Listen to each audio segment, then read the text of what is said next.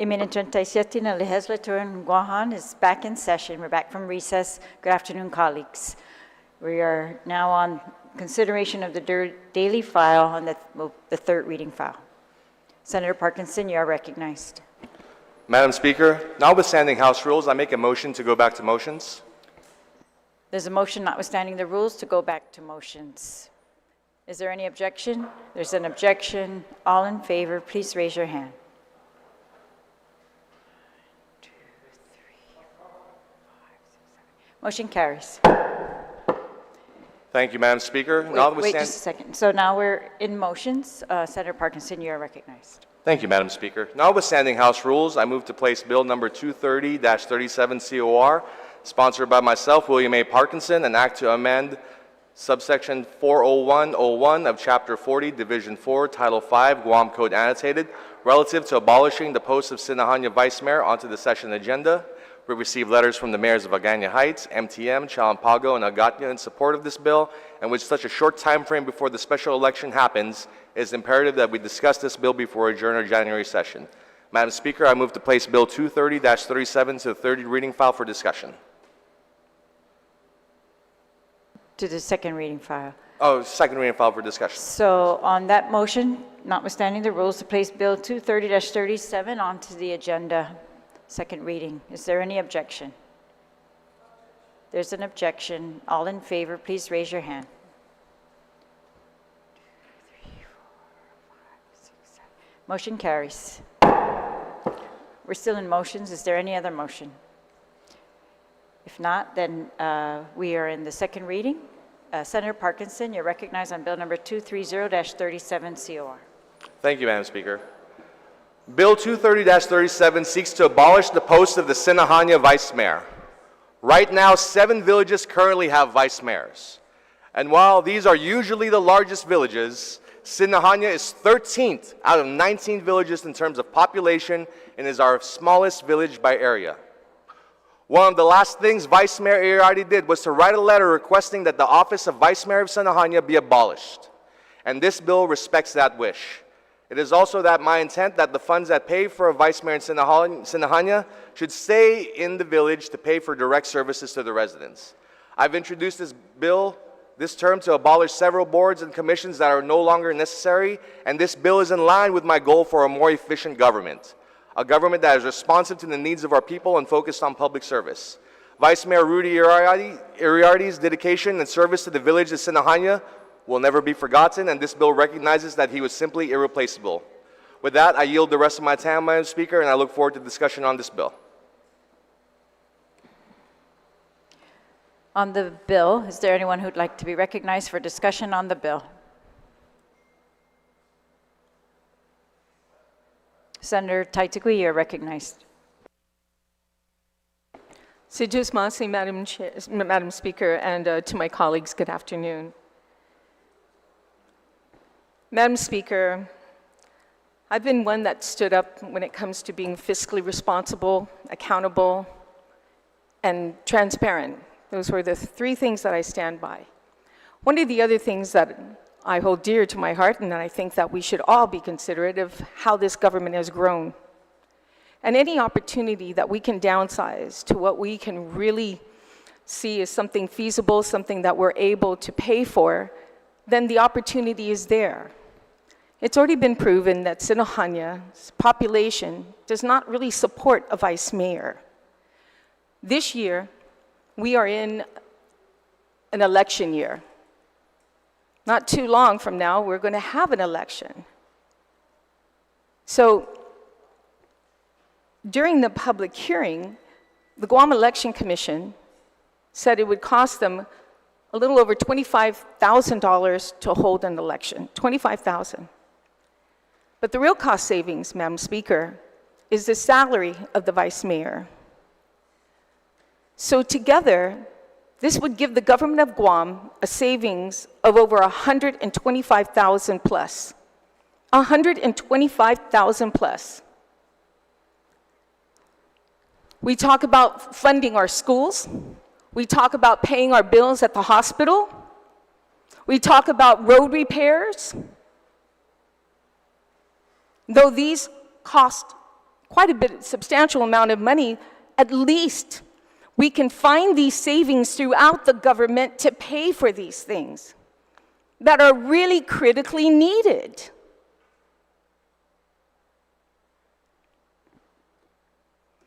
As far as the savings that we're going to have in Sinahanya, my intent of this savings, and I hope that the appropriation chair agrees with me, that when it comes time to budget Sinahanya or the mayor's office, that we subtract not only the cost of that office, but also subtract the savings that we're going, and I see the good chairman of appropriation shaking his head yes, that we also subtract the amount of money that this is going to save this government when it comes budget time.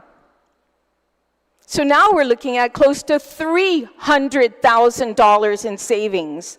$300,000 in savings. And if you ask the chairman on education, I'm sure he can spend that in a heartbeat in repairing some of our schools. The Committee on Health, I'm sure there's funding that's needed at the hospital to pay vendors.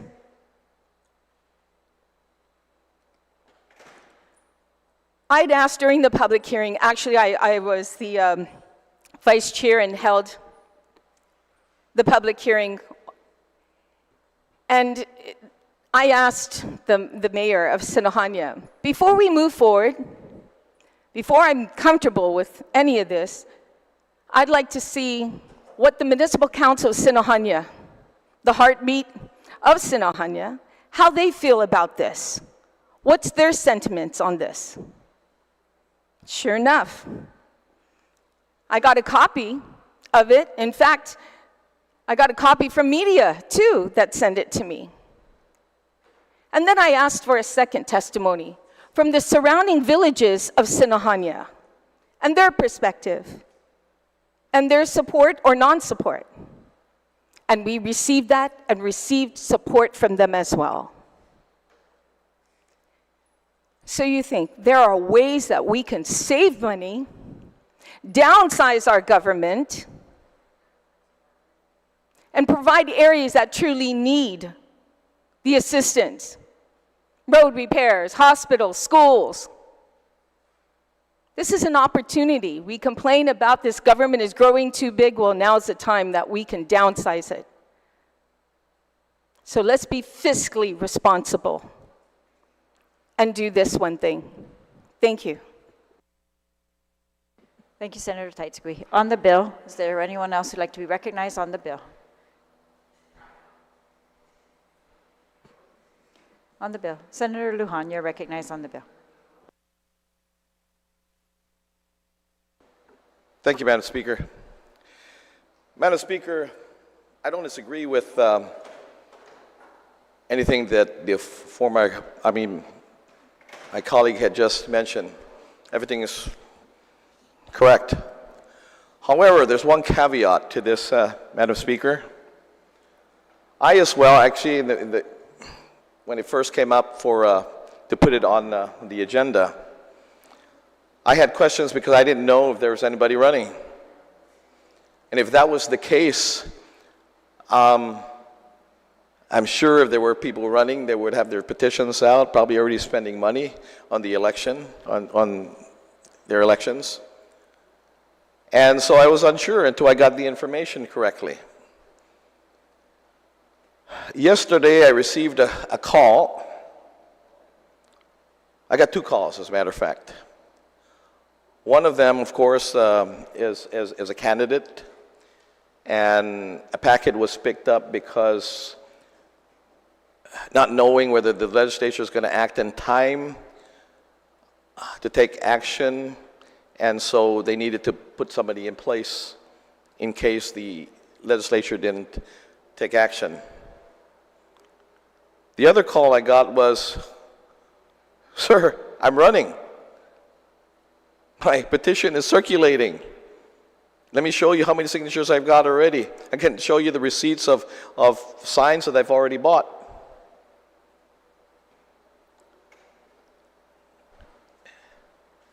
This person is Joseph Rivera.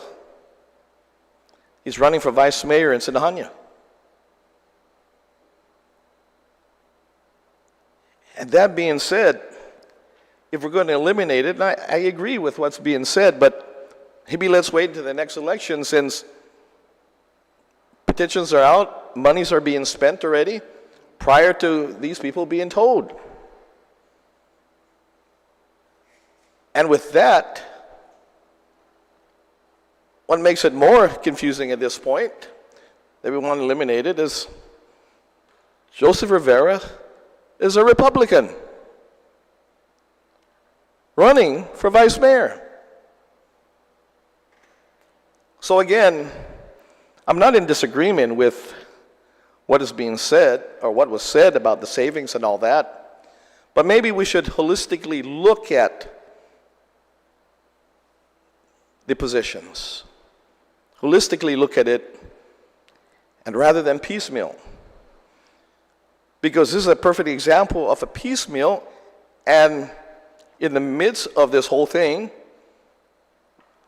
we're going to knock somebody out through our actions. If we want to knock somebody out of an election, let's do it in an election process, not through the legislature.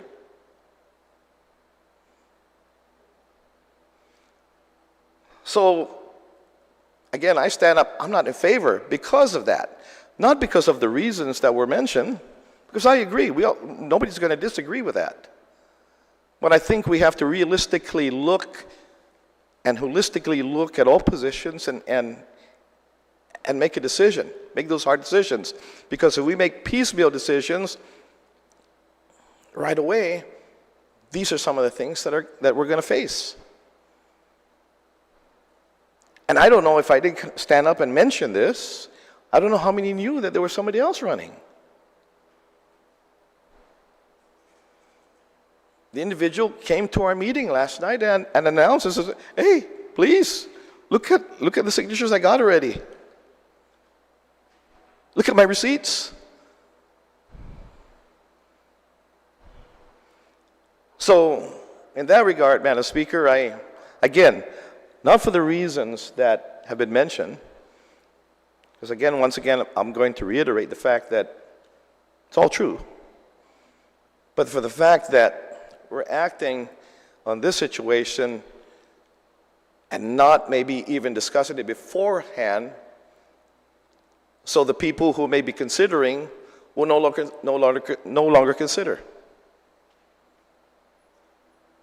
So with that, Madam Speaker, again, I want to thank you for giving me an opportunity to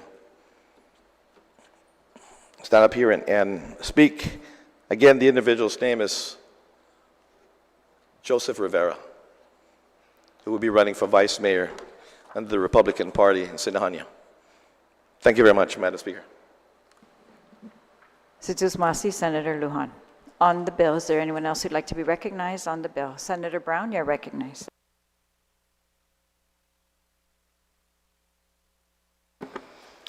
Thank you very much, Madam Speaker, for the opportunity to comment on this bill.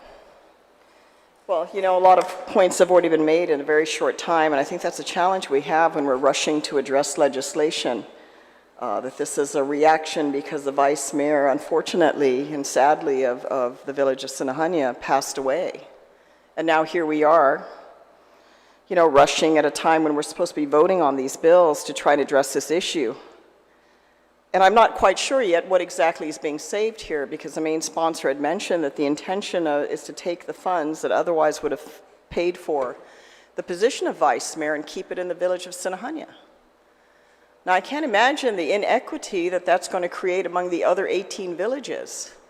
If Sinahanya gets to keep these additional funds, but other villages that are even more highly populated, such as the village, you know, our good Vice Speaker and I share, you know, we're now in the 6th largest village in Guam in Ordot Chalampago. What about Dedido? Dedido, that has a population, at least of our last census several years ago, 44,000 people. Twice the size of Jigo. Twice the size of Tamuning. 3 times the size of Mangilo. You know, maybe we need to look at representation because of and I know this issue's been argued over the years, that how do we address the funding for the larger villages. Because how do you equate even our capital city of Hagåtña that has less than 1,000 residents, or the village of Yamatic that has less than 1,000 residents, with the village of Dedido that has a population of over 44,000 people?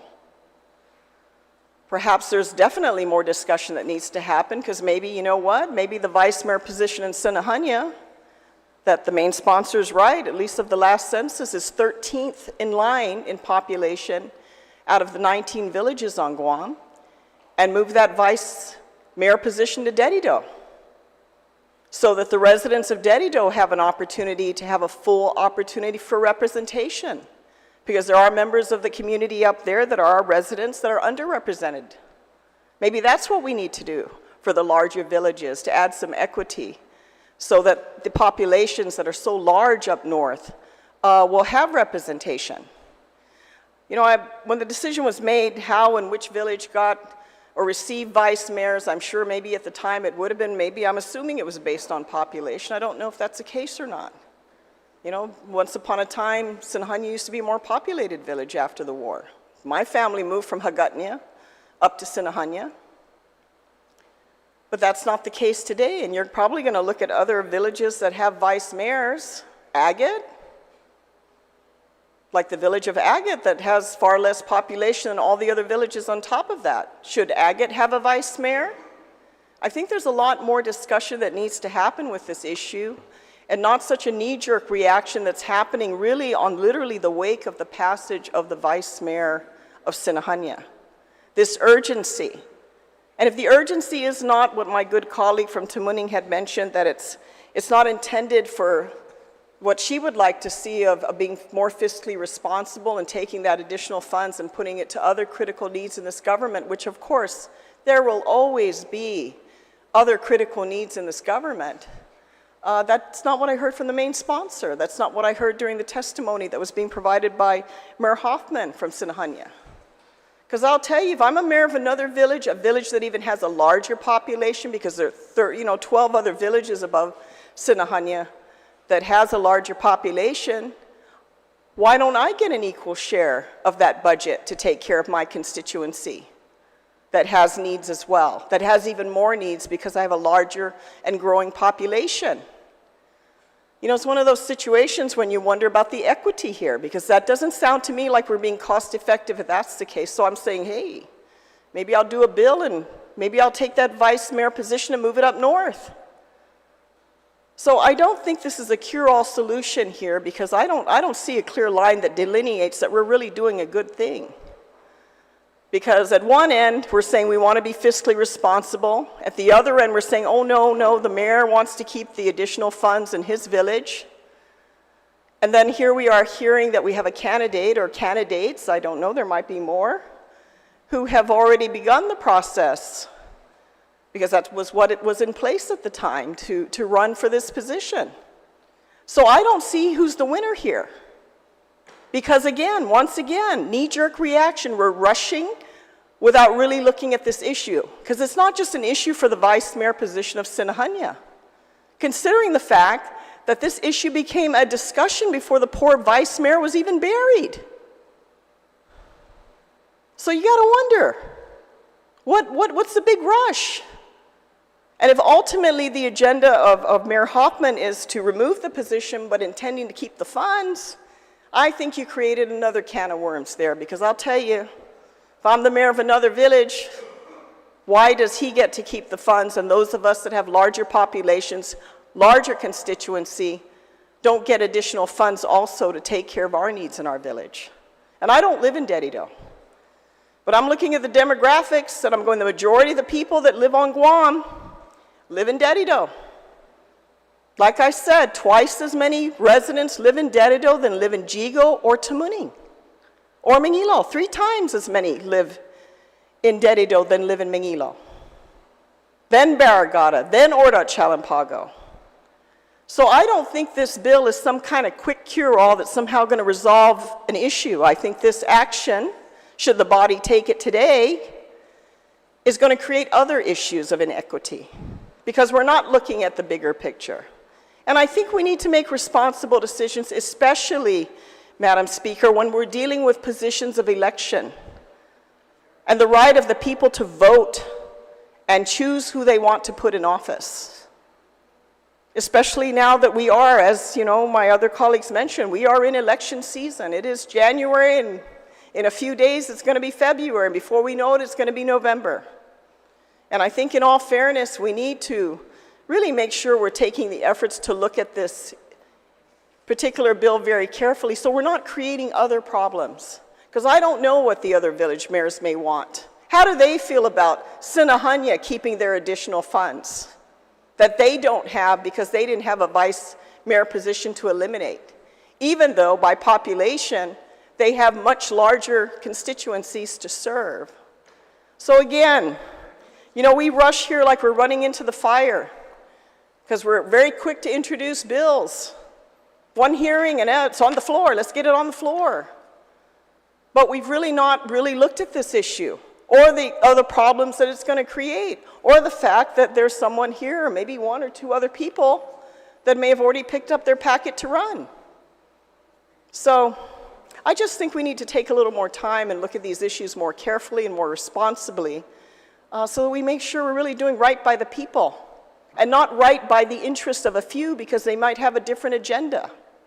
If the mayor came back and said, you know what, I'm open to eliminating this vice mayor position and the money I'm returning back, then I'd go, oh, okay, that makes sense. But no, I'm eliminating the vice mayor position, but I want to keep the money.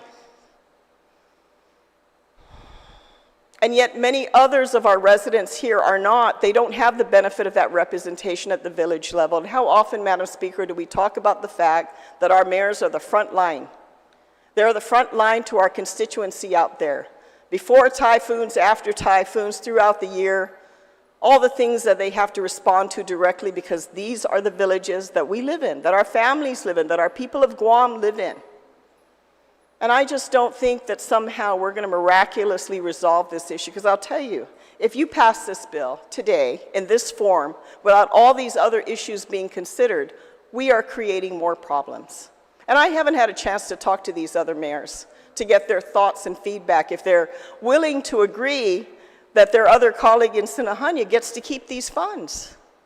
Because I'll tell you, if I'm a mayor, or I'm going to go ask my mayor, Jesse, how about our village of Oro Chalampago? How can we get another $150,000 too in our budget?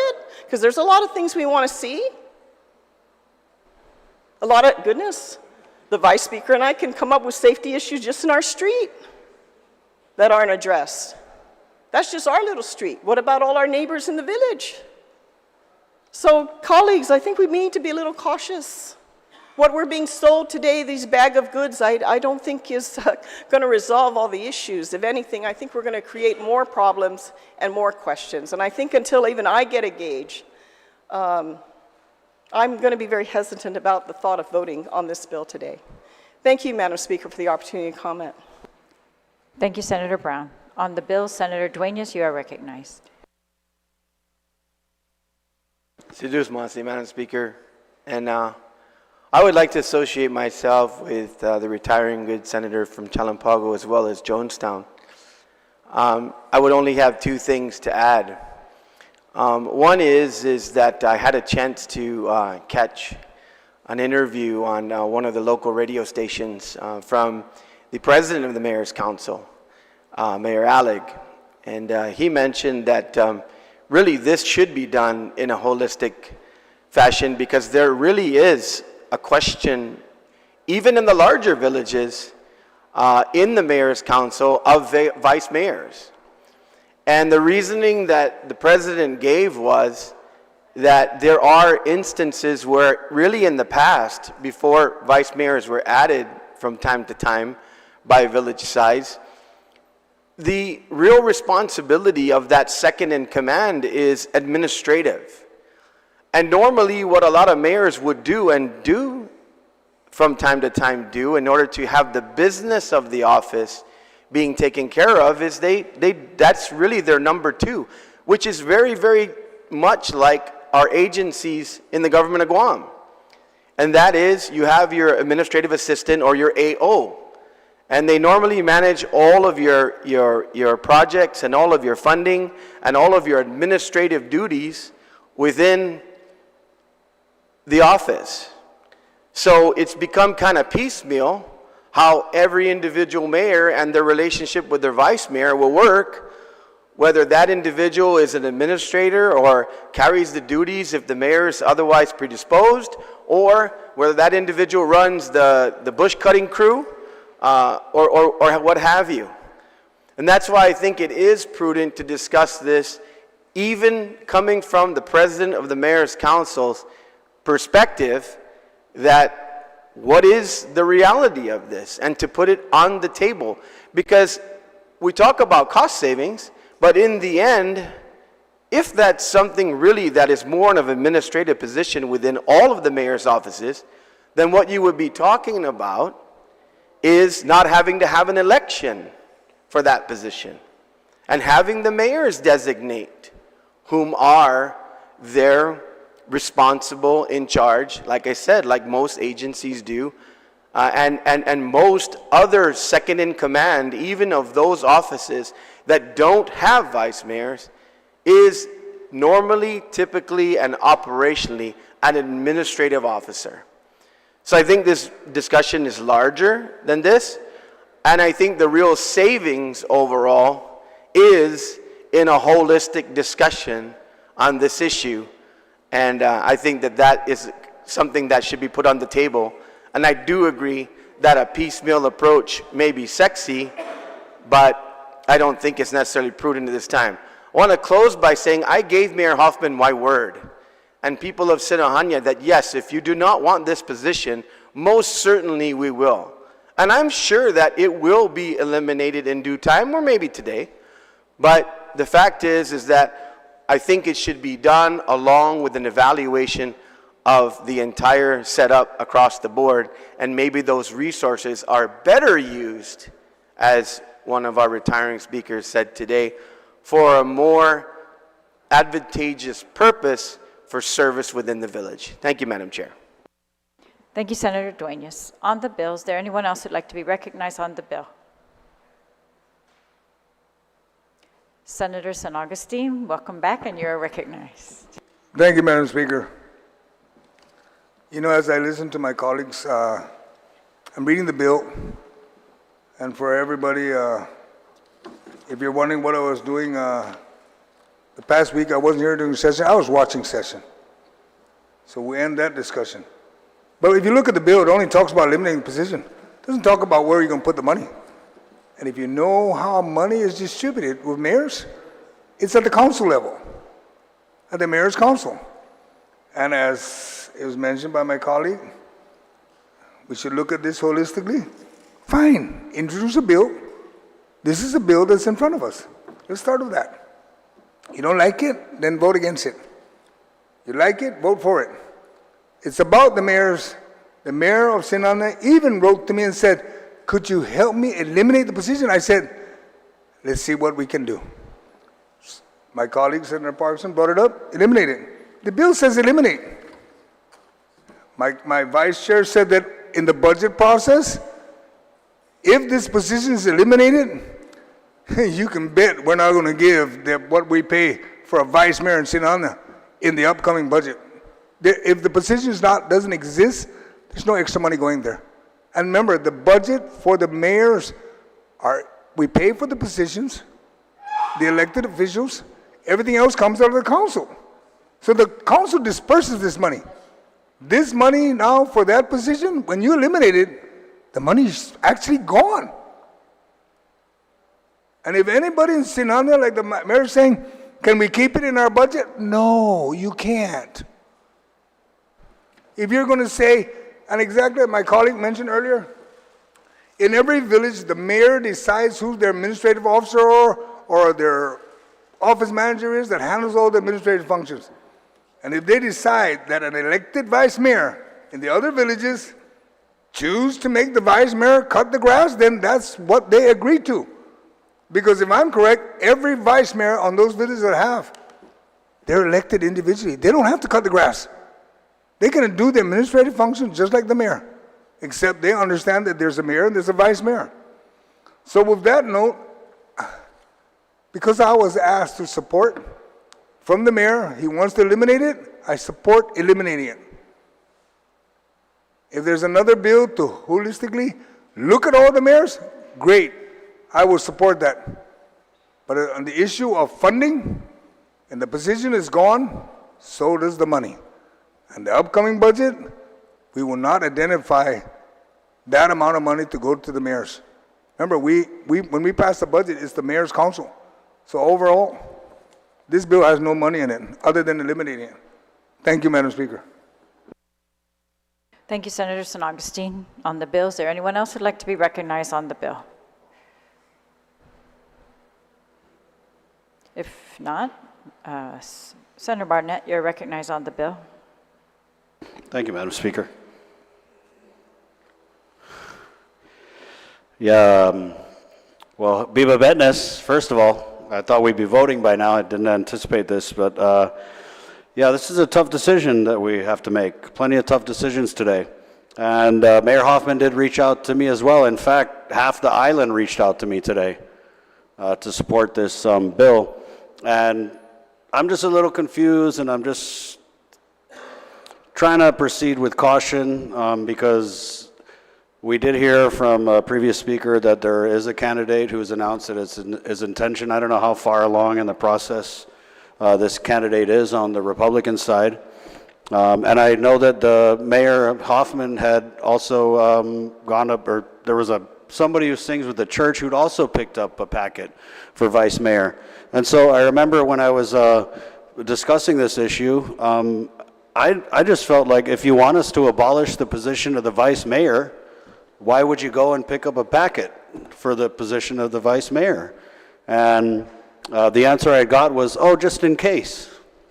And so now it seems like we have two candidates who are interested, and again, I don't know how far along they are in the process of running for this Sinania vice mayor position.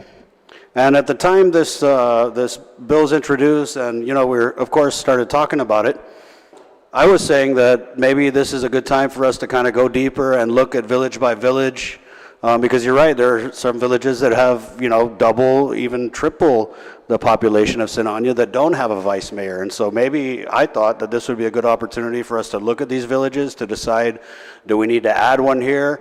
Do we need to take one away there? But I just want to be careful in denying people of their ability to run for elected office. For example, what if someone introduced a bill this year in the summer that said, let's eliminate the legislature and cut it down to 14? It's almost the same thing. And again, I'm a little bit torn on this because it is a vice mayor position. I mean, we're not talking about a governor or lieutenant governor or a senator or even a mayor. But again, I want to be careful in being involved with something that it almost looks like an attempt to game the system. And I'm sorry, I just have to call it for what it is. I got a text from former Governor Carl Gutierrez today asking me to support the bill. And then when I get here on the floor, I didn't know there was a Republican candidate who was seeking this office.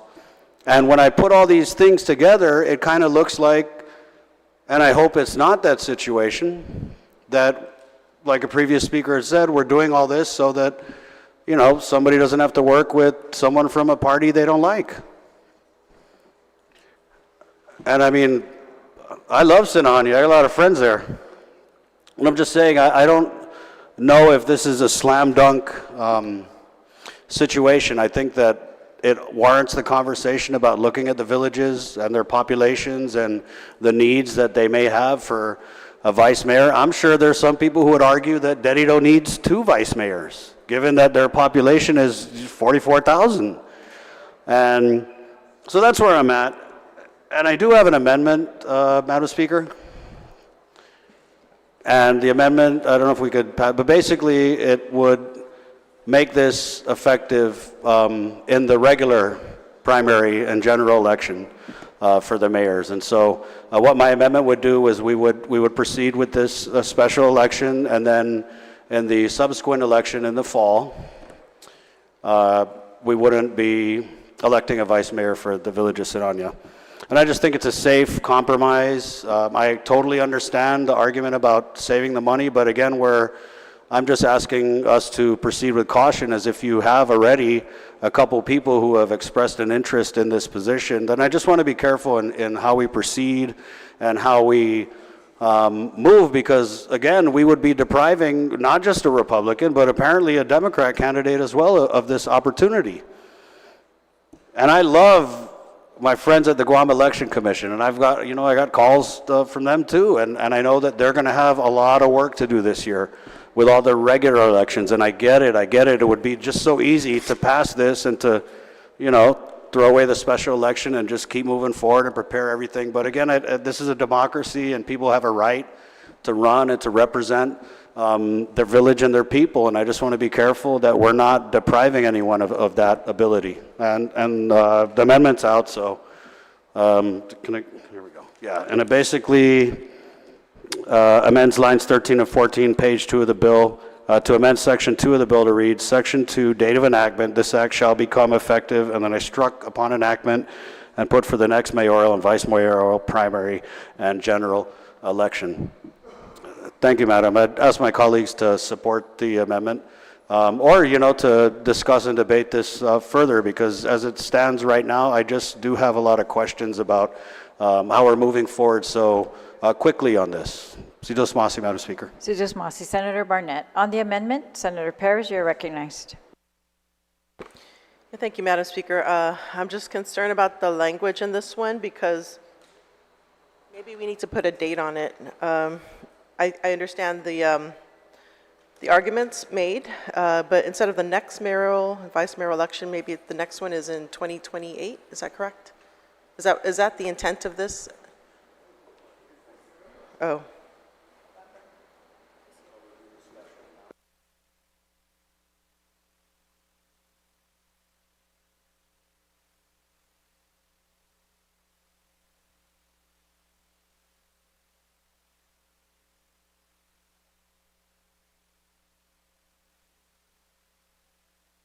Okay. Yeah, thank you for that. Okay, I just withdraw that comment. Thank you.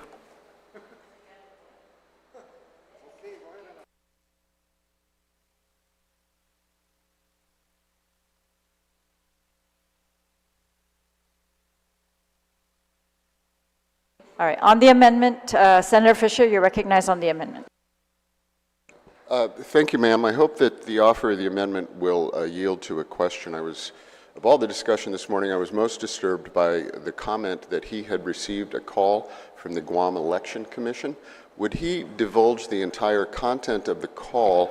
I'm most uncomfortable with the idea of an agency the Election Commission weighing in on an issue which they must be neutral on. I hope I'm mistaken, but I would certainly... Would the sponsor of the amendment yield to that question? I would yield to the question from the good senator from Kentucky, and I would just answer that. I beg your pardon? The good senator from EPAN. I did receive a call from the executive director of the Guam Election Commission today, and she asked me about the status of the bill and if we would be putting it on the agenda or voting on it. She didn't indicate in any one way or another whether she favored its passage or not, Madam Speaker. Thank you.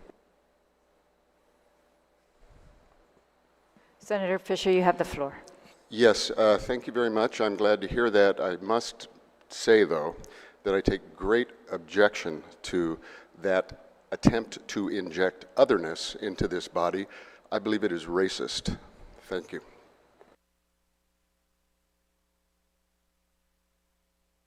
Thank you, Senator.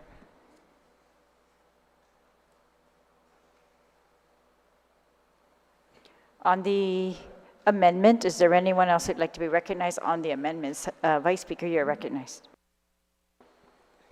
Madam Speaker, just for clarification, because the amendment says it strikes out upon enactment versus for the next mayoral and vice mayoral primary and general election. So for the next, meaning, is it this term or next term? Because we're already in a term running for versus upon enactment being, so I just want to, I don't know, make a moment's recess and talk to legal to see, because are we only saying we want to go through with this election but have a vice mayor for only 10 months? I mean, that was my concern. So just a moment's recess to confer. Would you like the With legal, sponsor yeah. to yield? Yeah, maybe, but I was going to get further clarification from legal, but you're more than welcome.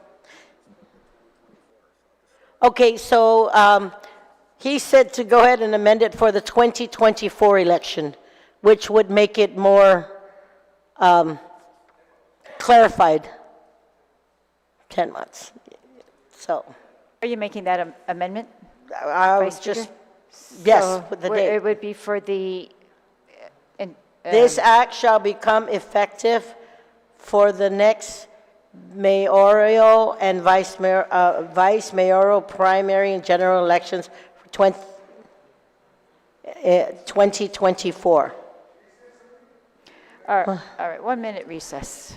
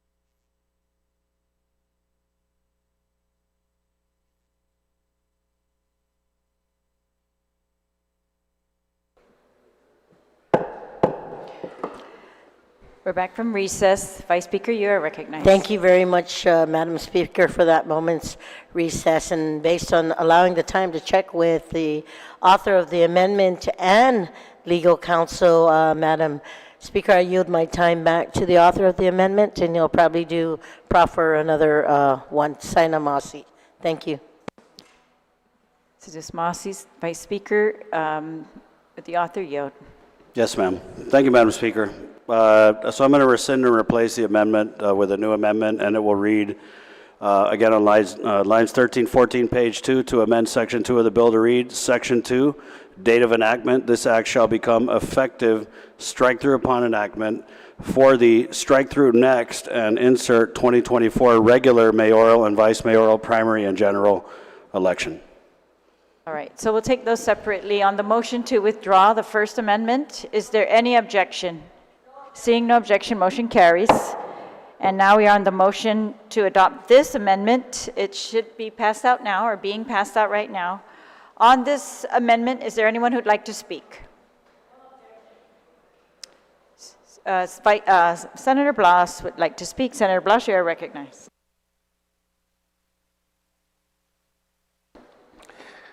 Thank you, Madam Speaker. Madam Speaker, I understand, the proffer of this amendment is to, I guess the compromise here is so that we can ensure that this process that's going now continues, but then the intent of the whole legislation is to be held back until the next election. However, we have to be very careful with what we're asking for here, because if I can recall the conversations that we're having on the floor with regards to the funding, what this will basically do is, if we were to strike this out, whether it be this election or next election, that funding is going to be stricken, period. This gives us no ability to be able to go back in and look at the funding that was supposed to be for the vice mayoral position to be put back into the mayor's council or into a mayor's office that may need it, because you're striking it out. You're striking out the funding. The funding source or the position no longer exists, so therefore the funding no longer exists, will no longer exist. So you got to be very careful with that. Be careful with what you're asking for. You're eliminating the position, but in eliminating the position in this fashion, you're eliminating the funding that was supposed to go to this position. Was that the intent? If that's the intent, then fine. I just got to caution my colleagues on that. Thank you very much. Thank you, Senator Blas. On the amendment, is Senator Parkinson, you're recognized on the amendment.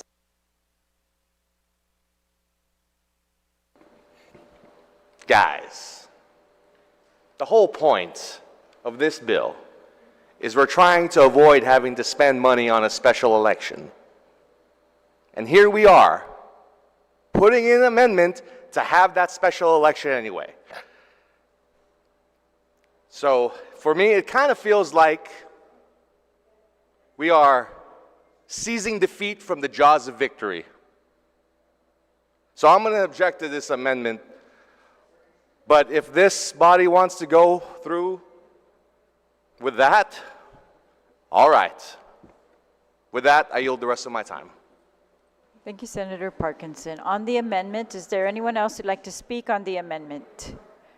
On the amendment? If not, then on the amendment, Senator San Agustin, you're recognized. Thank you, Madam Speaker.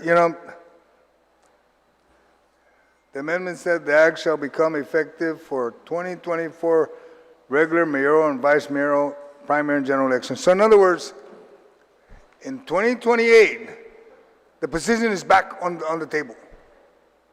It's as if it never left. Okay? I'm just trying to make sure we understand the math out here. That's one. And, you know, I can't support this because we're not going to be playing games with positions.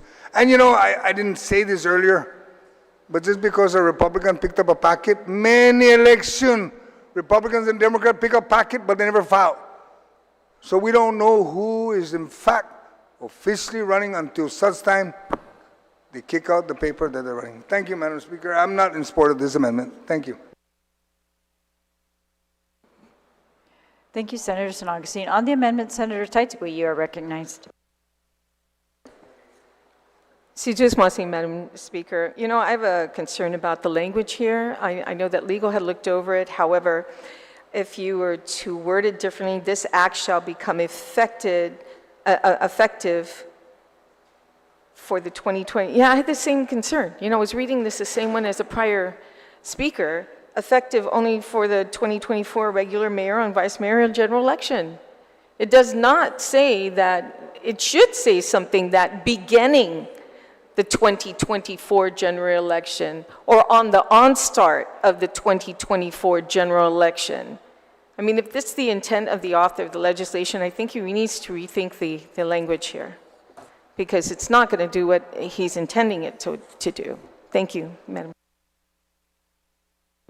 Thank you, Senator Taitigui. On the amendment, is there anyone else who'd like to be recognized on the amendment?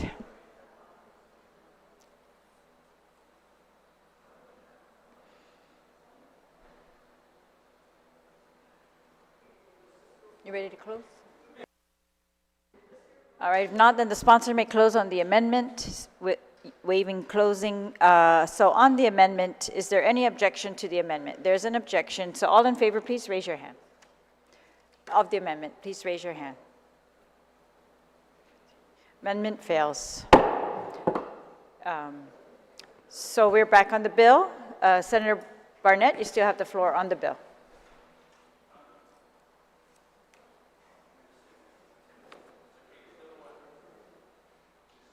Thank you, Madam Speaker. I'd just like to thank my colleagues for their input on the amendment and the bill in Sijos Masi.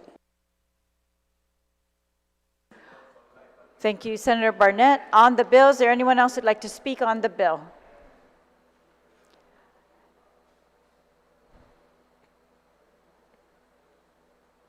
If not, then the sponsor may close on the bill.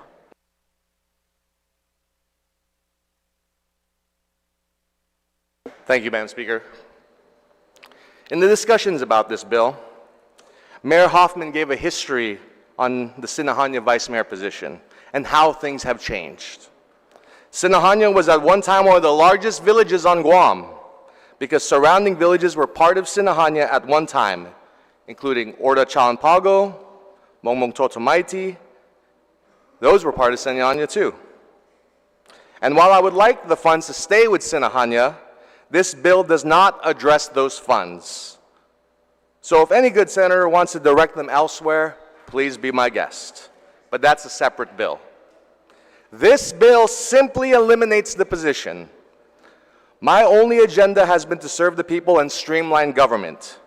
Vice Mayor Iriarty is the one that brought up this issue shortly before he passed. As Mayor Hoffman said, even in the hospital, Vice Mayor was such a good public servant, he was saying the money for his position would be better spent on the hospital.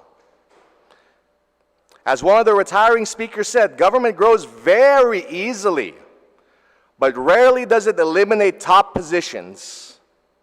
And this is one of those opportunities to do so, and the first step in addressing it holistically. So let us not delay taking the first step just because someone from your own party is running. Sinahanya had a vice mayor because it included Chalanpago, MTM, Agana Heights as one village. Now they are different villages with their own mayors.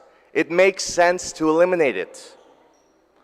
Let's do so and honor Vice Mayor Iriarty's wishes. And also, how could this be a plot when we didn't know anyone was running when we introduced this bill? The delays we've had are what caused people to pick up. When this was introduced, there were no people running. So I reject the idea that this was some plot to game the system.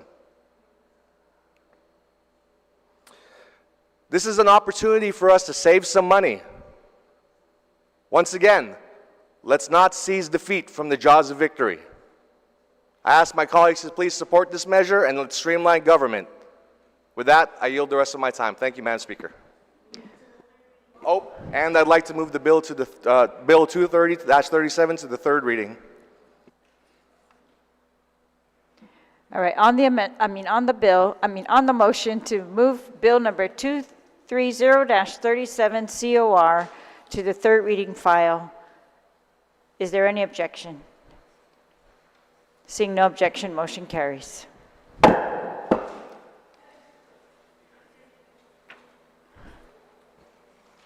Senator Tite, I was up first. sorry, Senator Tite. Thank you, Madam Speaker. Madam Speaker, I make a motion that we move to the third reading file for voting. Objection, Madam On the Speaker. motion to move to the third reading file for voting, there's been an objection. All in favor, please raise your hand. Motion to move to the motion is to move to the third reading file for voting. Motion, all in favor, please raise your hand. Motion fails.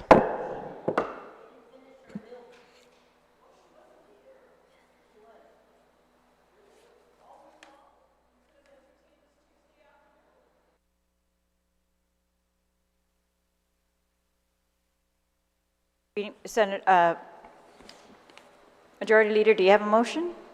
I don't have a motion, but we're in second reading. Yeah, so if we're on second reading, then we are on Bill 121.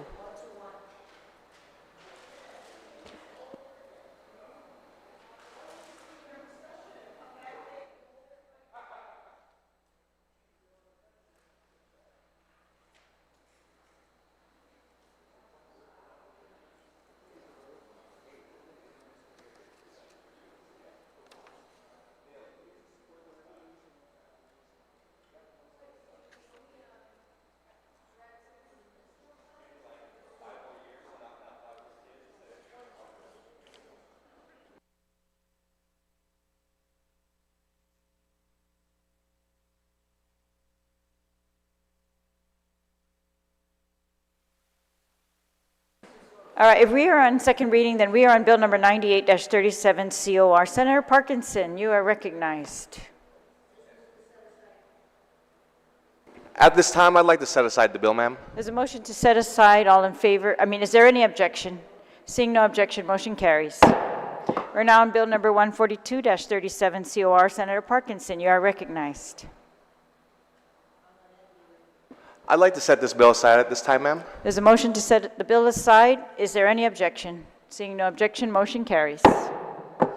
We're now on Bill number 165-37 COR. Senator Perez, you are recognized. Thank you. I'd like to set that bill aside. There's a motion to set the bill aside. Is there any objection? Seeing no objection, motion carries. We're now on Bill number 186-37 LS. Senator Perez, you are recognized. Make the motion to set aside as well. There's a motion to set aside. Is there any objection? Seeing no objection, motion carries. We're now on Bill number 121-37 COR. Senator Shelton, you are recognized. Thank you very much, Madam Speaker. I move to place Bill number 121-37 COR as amended by the Committee on Land, Justice, and Culture to the third reading file and ask for an opportunity to present the bill. Please proceed. Seduous Masi, Madam Speaker. Bill number 121-37 COR as amended is an act to authorize the Port Authority of Guam to enter into a 10-year lease agreement with the Marianas Yacht Club. Bill 121-37 was introduced at the request of the Board of Directors and Management of the Port Authority of Guam through official correspondence dated April 10, 2023, and Board Resolution 2021-03. The bill is co-sponsored by Vice Speaker Tina Muñoz-Barnes and Senators Jesse Lujan, Roy Kanata, Dwayne St. Nicholas, William Parkinson, and Joe St. Augustine. The Marianas Yacht Club is a nonprofit organization and has been a member of the PAG family for over 50 years. The Marianas Yacht Club has historically promoted community interest and participation in the sport of sailing. Founded in 1969, It provides a safe, well-regulated environment for yachts, catamarans, paddleboards, kayaks, and more. The Marianas Yacht Club conducts Red Cross certified sailing instruction programs and other sailing courses for Guam's youth and families, and supports, manages, and hosts major international yacht racing and other competitive sailing events. Madam Speaker, enacted in November 1992, Public Law 21-62 authorized the Port Authority of Guam to establish a 30-year lease agreement with the Marianas Yacht Club. However, the agreement expired on November 7, 2021, and the parties continued a lease agreement on a month-to-month basis since that time. I thank your office for finalizing the bill's committee report and for offering an alternative with respect to the number of years the Port Authority of Guam may enter into a lease agreement with the Marianas Yacht Club port property. Although the Port Authority of Guam requested for a 30-year lease, Bill 121-37 as amended authorizes the Port Authority of Guam to establish a new 10-year lease agreement with the Marianas Yacht Club.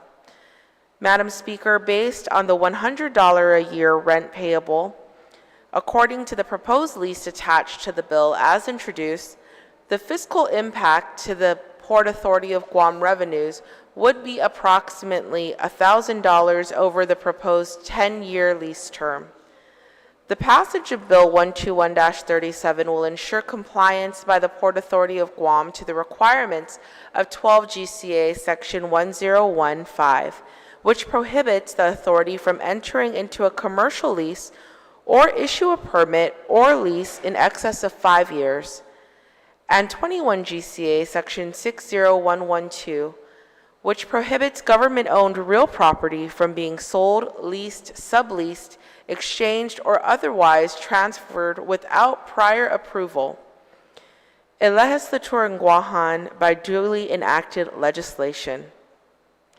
Additionally, Madam Speaker, Bill 121-37 as amended requires the Port Authority of Guam to ensure posting of signage relative to public access to applicable beach areas and for the leasee to not impede non-commercial pedestrian access and recreational or fishing use of the ocean shore, ensure compliance with 5 GCA Chapter 63, Section 1, which prohibits all forms of fishing, taking or altering aquatic life, coral, mangroves, seagrass, sand, and rocks within designated preserves, determine or ensure that there is no threat to island security by the visiting maritime vessels through the leased property, prohibit actions that may lead to a mortgage, transfer, or assignment of the lease in compliance with 5 GCA Section 60112, notwithstanding the Marianas Yacht Club's statement during the public hearing on Bill 121-37, indicating the organization is amendable to removing subleasing and mortgaging related language from the proposed lease agreement with the Port Authority of Guam. And finally, Bill 121-37 as amended ensures the leasee complies with applicable laws and regulations, including the processing of waste, handling of utilities, and public health clearances. Madam Speaker, the bill as amended further requires the Marianas Yacht Club to provide a filed copy of its Form 990 informational return with its annual report to the Port Authority of Guam, and provide the Port Authority of Guam with an annual audit report of the type normally required by the Department of Revenue and Taxation of nonprofit organizations. Bill 121-37, if approved, supports the strong and important partnership established between the Port Authority of Guam and the Marianas Yacht Club. The 50-year history they share extends to the relationships that have also been built with other nonprofit organizations, the U.S. military, and local educational institutions. Throughout the years, members of the Marianas Yacht Club have invested their time, energy, and resources to constructing and maintaining a permanent clubhouse, acquiring powerboats, engines, sailing craft, moorings for day use, and extended keel boat usage, channel and entrance markers, and boat and equipment storage facilities. With a membership averaging 110 to 125 people per year, the Marianas Yacht Club is open to anyone regardless of race, religion, sex, or national origin, who either own sailing or powerboats or who have interest in sailing and boating. The monthly membership fee has remained the same since 1969 at $25. The Marianas Yacht Club hosts field trips by environmental students from GCC who use their facility to access mangroves in the surrounding area. The organization also helps monitor restricted fishing activity in the Sasa Bay Reserve, reporting questionable activities to the Department of Agriculture, Division of Aquatic and Wildlife Resources. The Yacht Club's Youth Summer Sailing Program, led by U.S. Sail certified instructors, represents an irreplaceable educational platform, according to the U.S. Coast Guard. The Yacht Club's inclusive educational initiatives align with the Coast Guard's mission, making them a significant partner in community outreach and safety training. Madam Speaker, the passage of Bill 121-37 COR as amended will be critical to maintaining and ultimately expanding educational opportunities for our youth and families, and to promoting water safety and protecting our island's natural resources. With that, Madam Speaker, I ask our colleagues for their support of this bill. On the motion to place the bill on the agenda, is there anyone who'd like to speak on that motion? Senator Blas, you are recognized. I rise to a point of order, Madam Speaker. Please state your point of order. Thank you, Madam Speaker. Madam Speaker, with all due respect with the gentlelady who just presented on the measure, Madam Speaker, in conformance with the standing rules of the body, unfortunately, the presentation and the introduction of the bill is not in order based on, basically, we are in third reading. We are not in second reading. We went back for the purposes of dealing with the bill from the gentleman from MTM. That was the purpose for us to go. Other than that, once that was disposed of, we were back into third reading.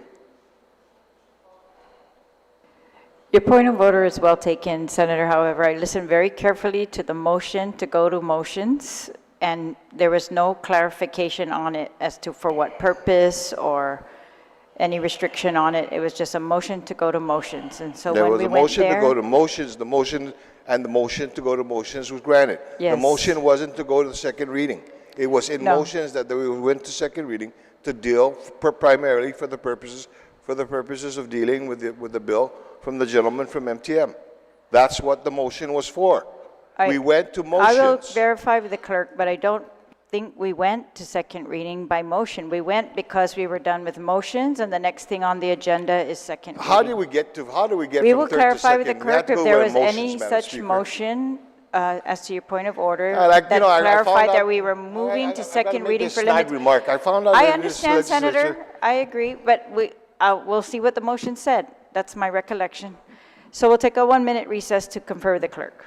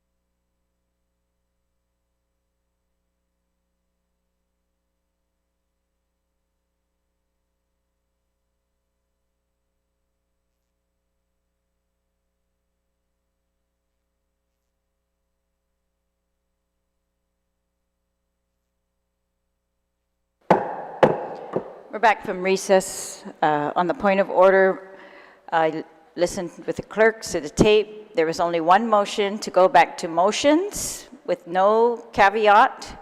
We went back to motions. There was a motion under motions to place the bill, notwithstanding the rules, onto the agenda. That motion passed. After that, I asked if there were any other motions, and there were not. So we just followed the agenda.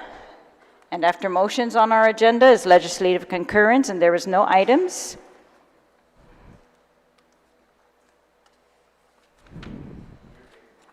There was nothing on consent calendar, so we proceeded to second reading. And so I announced that we were in second reading. That's how we got to second reading. And yesterday, all these bills remained on second reading when there was a motion to go to third. So the bills just stayed there while we went to third. But today's actions negated that, and we were back in motions and proceeded to second reading. So we will proceed. I think we were at Senator Blas, would you like to speak on the bill?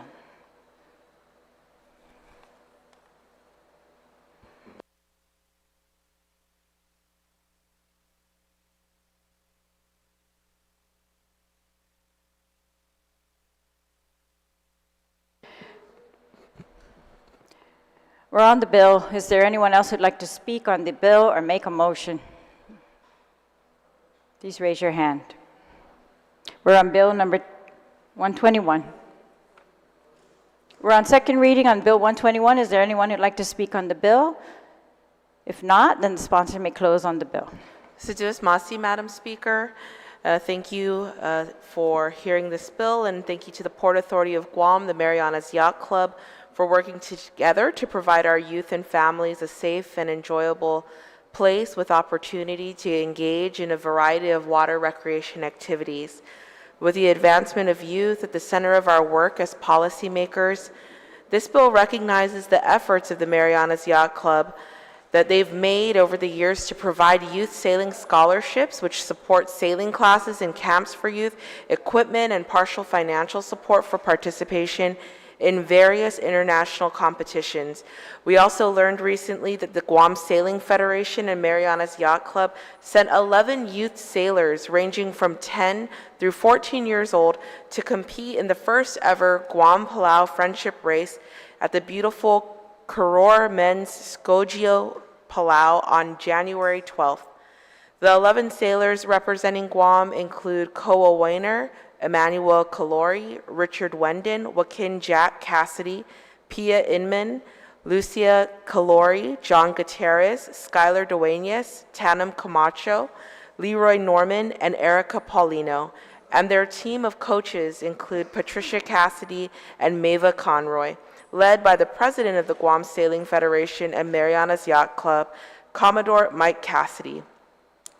Through the testimony submitted in support of Bill 121-37, it's clear that this organization plays a vital role in connecting Guam's youth and families to the sport of sailing and the education and safety training programs which are necessary to engage in local, regional, and international competitions. Madam Speaker, I thank you and I thank our colleagues for their support of the Marianas Yacht Club and the Port Authority of Guam. Seduce Masi. I move to place Bill number 121-37 COR as amended to the third reading voting file. On that motion, is there any objection? Seeing no objection, motion carries. We're still on second reading. Bill number 191-37 COR. Senator Parkinson, you are recognized. I'd like to set this bill aside at this time, Madam Speaker. There's a motion to set aside. Is there any objection? Seeing no objection, motion carries.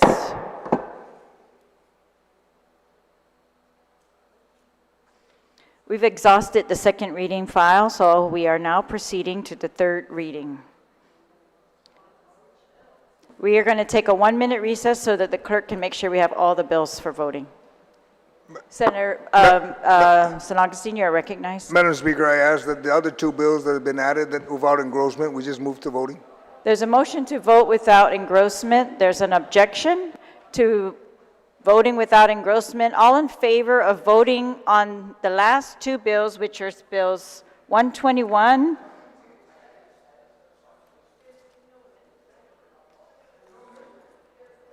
And Bill 230, without engrossment. There's been an objection, so all in favor, please raise your hand. 1, 2, 3, 4, 5, 6, 7, 8. Motion carries. So we will vote on those last two bills without engrossment. I'm still going to take a 1-minute recess so the clerk can upload and pass out copies. 1-minute recess.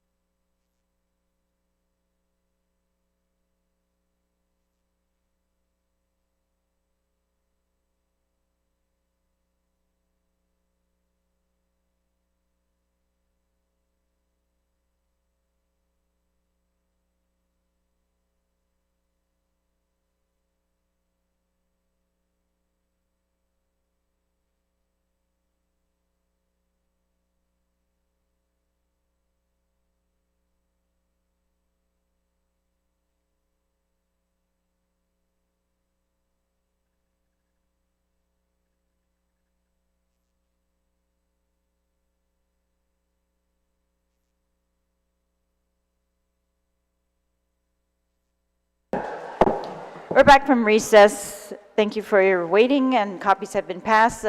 Majority Leader, you are recognized. Thank you, Madam Speaker. I'd like to move that Bill number 121-37 be voted on without the attachment of the maps, since this is a huge attachment for us to print. It's over 50 pages, and if our colleagues can please refer to the committee report for that map so that we can save some paper. It's more than maps, the entire Exhibit A. Yes, correct. So on that motion, is there any objection? Seeing no objection, motion carries. All right, so before we vote, if anybody needs a copy of anything, please raise your hand right now so that our staff can help you. If not, we'll proceed with the third reading file.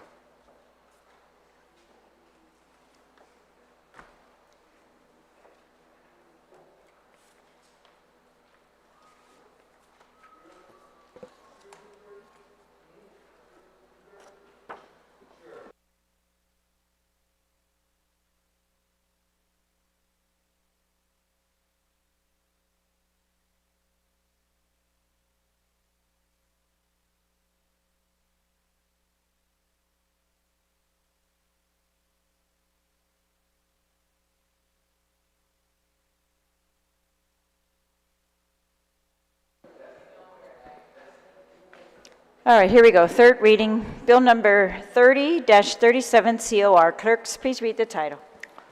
Bill number 30-37 COR, as amended by the Committee on General Government Operations and Appropriations and further amended on the floor.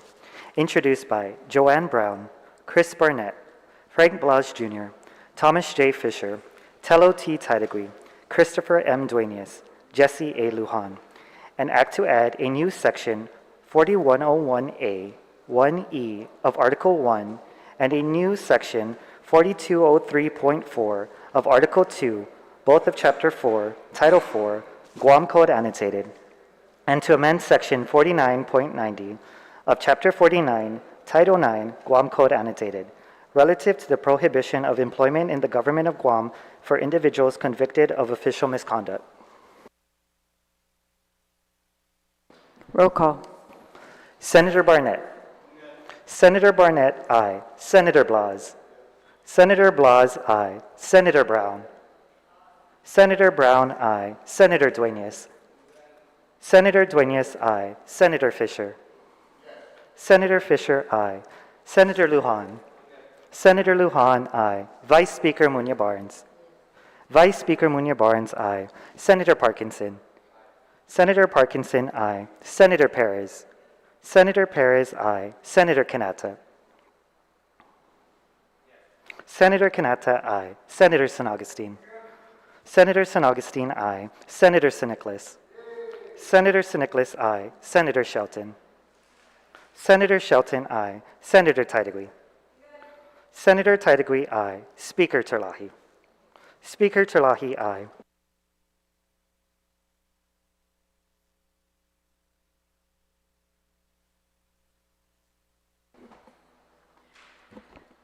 Bill number 30-37 COR received 15 ayes and is duly passed by this body.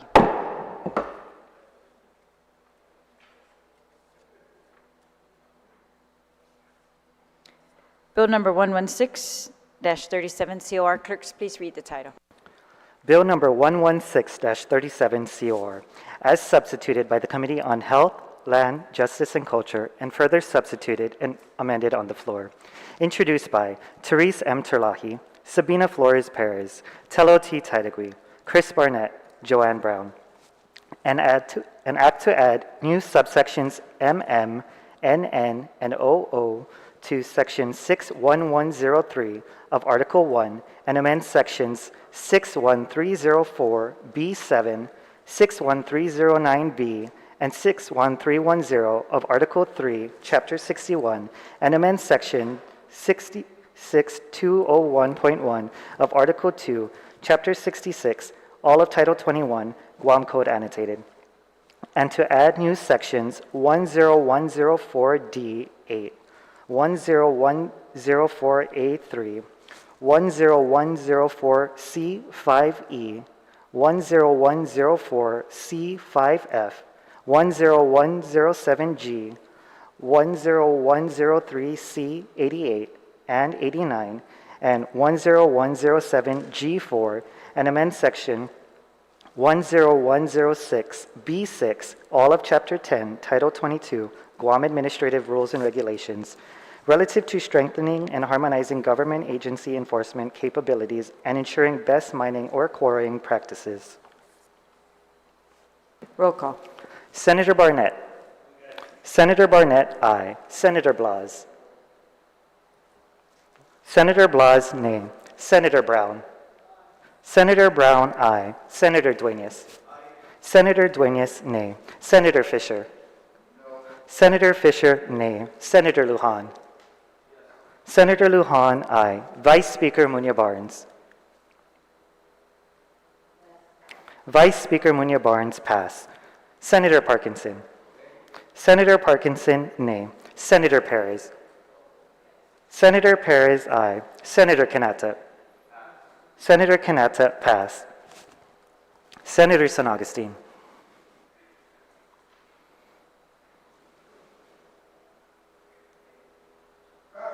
Senator San Augustine, pass. Senator San Nicolas. Senator San Nicolas, nay. Senator Shelton. Senator Shelton, pass. Senator Taitigui. Senator Taitigui, aye. Speaker Terlahi. Speaker Terlahi, aye.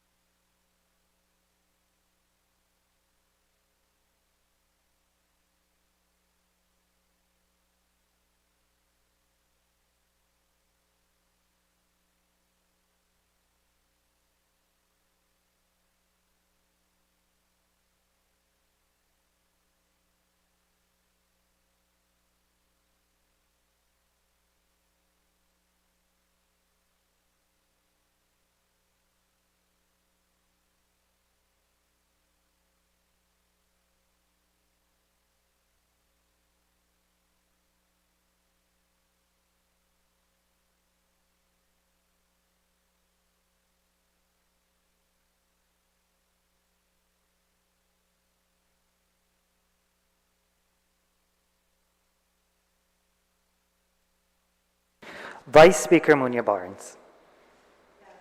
Vice Speaker Munya Barnes, pass. Senator Kanata. Senator Kanata, pass. Senator San Augustine. Senator San Augustine, nay. Senator Shelton. Senator Shelton, pass.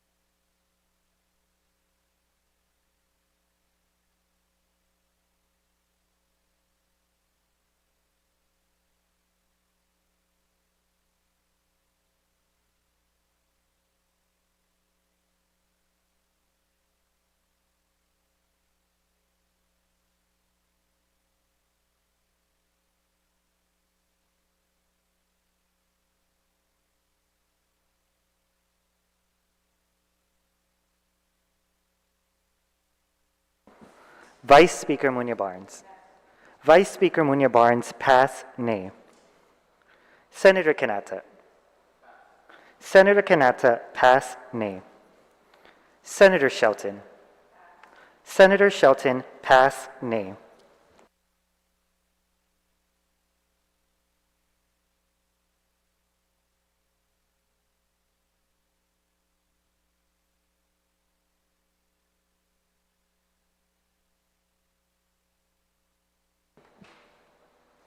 Bill number 116-37 COR received 6 ayes and 9 nays.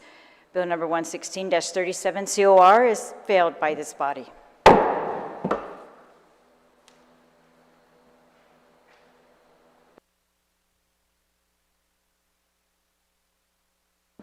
Bill number 104-37 LS. Clerks, please read the title. Bill number 104-37 LS, as amended by the Committee on Environment, Revenue and Taxation, Labor, Procurement and Statistics, Research and Planning, and substituted and further amended on the floor.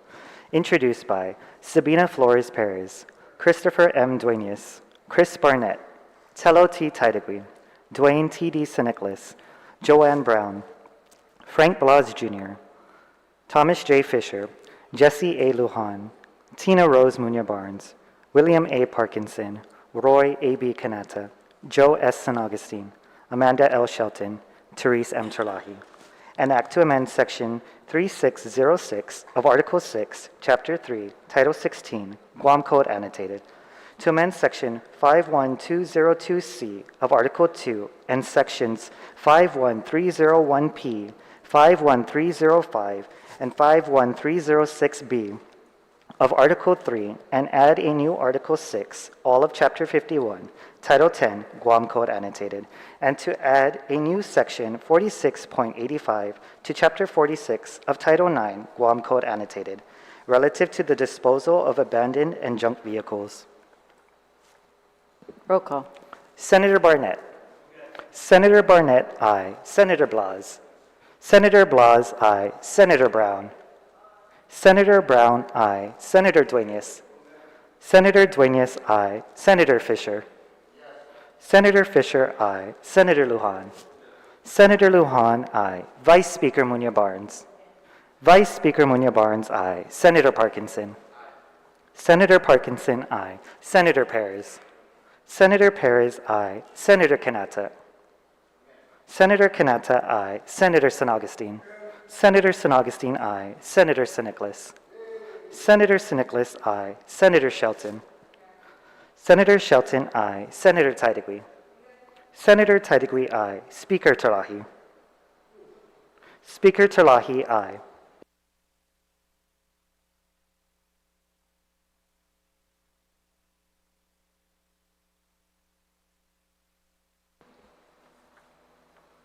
Bill number 104-37 LS received 15 ayes and is duly passed by this body.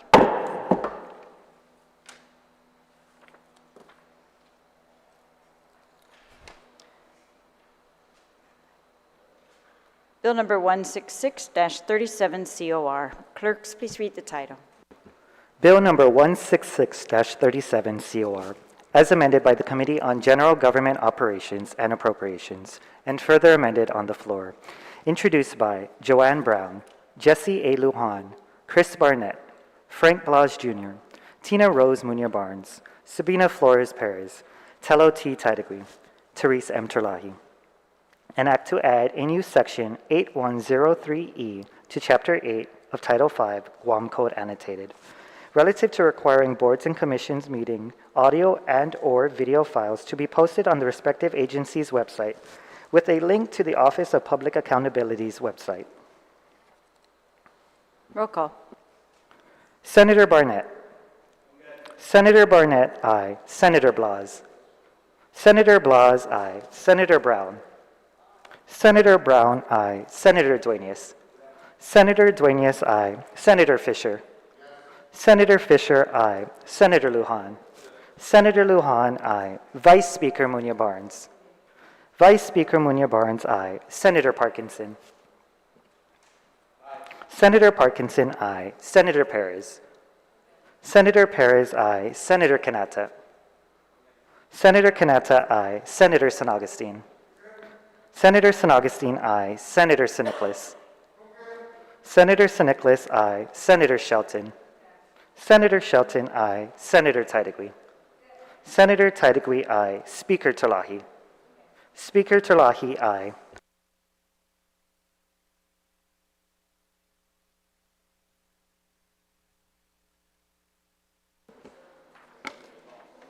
Bill number 166-37 COR received 15 ayes and is duly passed by this body. We're now on bill number 169-37 COR. Clerks, please read the title. Bill number 169-37 COR, as amended by the Committee on Environment, Revenue and Taxation, Labor, Procurement and Statistics, Research and Planning, introduced by Therese M. Terlahi, Sabina Flores Perez, Chris Barnett, Frank Blage Jr., Jesse A. Lujan, William A. Parkinson, Roy A. B. Kanata, Tello T. Taitigui, an act to amend sections 14101, 14102, and 14103 of Chapter 14, Title 18, Guam Code Annotated, relative to mandating the publication of financial information by nonprofit organizations. Roll call. Senator Barnett. Senator Barnett, aye. Senator Blas. Senator Blas, aye. Senator Brown. Senator Brown, aye. Senator Dueñas. Senator Dueñas, aye. Senator Fisher. Senator Fisher, aye. Senator Lujan. Senator Lujan, aye. Vice Speaker Munya Barnes. Vice Speaker Munya Barnes, aye. Senator Parkinson. Senator Parkinson, aye. Senator Perez. Senator Perez, aye. Senator Kanata. Senator Kanata, aye. Senator San Augustine. Senator San Augustine, aye. Senator Siniclis. Senator Siniclis, aye. Senator Shelton. Senator Shelton, aye. Senator Taitigui. Senator Taitigui, aye. Speaker Terlahi. Speaker Terlahi, aye. 15.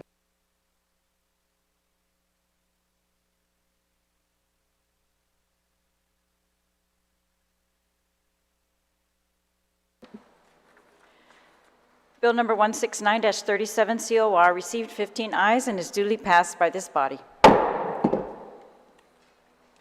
Bill number 182-37 COR. Clerks, please read the title. Bill number 182-37 COR, as amended by the Committee on Environment, Revenue and Taxation, Labor, Procurement and Statistics, Research and Planning, and substituted on the floor, introduced by Sabina Flores Perez, an act to add a new Article 10 to Chapter 51A of Title 10, Guam Code Annotated, relative to establishing the ORDOT Dump Reserve Fund. Roll call. Senator Barnett. Senator Barnett, aye. Senator Blas. Senator Blas, aye. Senator Brown. Senator Brown, aye. Senator Dueñas. Senator Dueñas, aye. Senator Fisher. Senator Fisher, aye. Senator Lujan. Senator Lujan, aye. Vice Speaker Munya Barnes. Vice Speaker Munya Barnes, aye. Senator Parkinson. Senator Parkinson, aye. Senator Perez. Senator Perez, aye. Senator Kanata. Senator Kanata, aye. Senator San Augustine. Senator San Augustine, aye. Senator Siniclis. Senator Siniclis, aye. Senator Shelton. Senator Shelton, aye. Senator Taitigui. Senator Taitigui, aye. Speaker Terlahi. Speaker Terlahi, aye.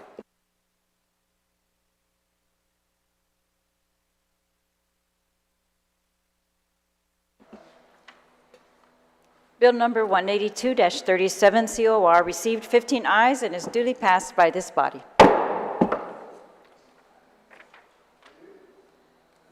We're now on bill number 188-37 COR. Clerks, please read the title. Bill number 188-37 COR, as amended on the floor, introduced by Tello T. Taitigui, Chris Barnett, Joanne Brown, Christopher M. Dueñas, Jesse A. Lujan, Frank Blage Jr., William A. Parkinson, Therese M. Terlahi, Thomas J. Fisher, Roy A. B. Kanata, Sabina Flores Perez, an act to authorize the Guam Police Department to use the unexpended balance of the appropriation authorized in Section 2 of Public Law 35-22 for the purpose of procuring audiovisual recording equipment to be used during interviews conducted by GPD personnel. Roll call. Senator Barnett. Senator Barnett, aye. Senator Blas. Senator Blas, aye. Senator Brown. Senator Brown, aye. Senator Dueñas. Senator Dueñas, aye. Senator Fisher. Senator Fisher, aye. Senator Lujan. Senator Lujan, aye. Vice Speaker Muñoz Barnes. Vice Speaker Muñoz Barnes, aye. Senator Parkinson. Senator Parkinson, aye. Senator Perez. Senator Perez, aye. Senator Kanata. Senator Kanata, aye. Senator San Augustine. Senator San Augustine, aye. Senator Siniclis. Senator Siniclis, aye. Senator Shelton. Senator Shelton, aye. Senator Taitigui. Senator Taitigui, aye. Speaker Terlahi. Speaker Terlahi, aye.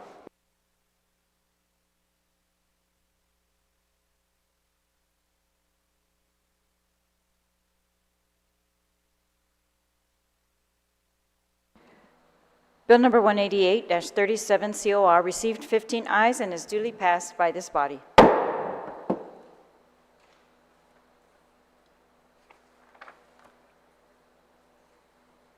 We're now on Bill number 184-37 COR. Clerks, please read the title. Bill number 184-37 COR, as amended by the Committee on Health, Land, Justice, and Culture. Introduced by Committee on Rules by request of Imaga Hagen Guahan, the Governor of Guam, in accordance with the Organic Act of Guam.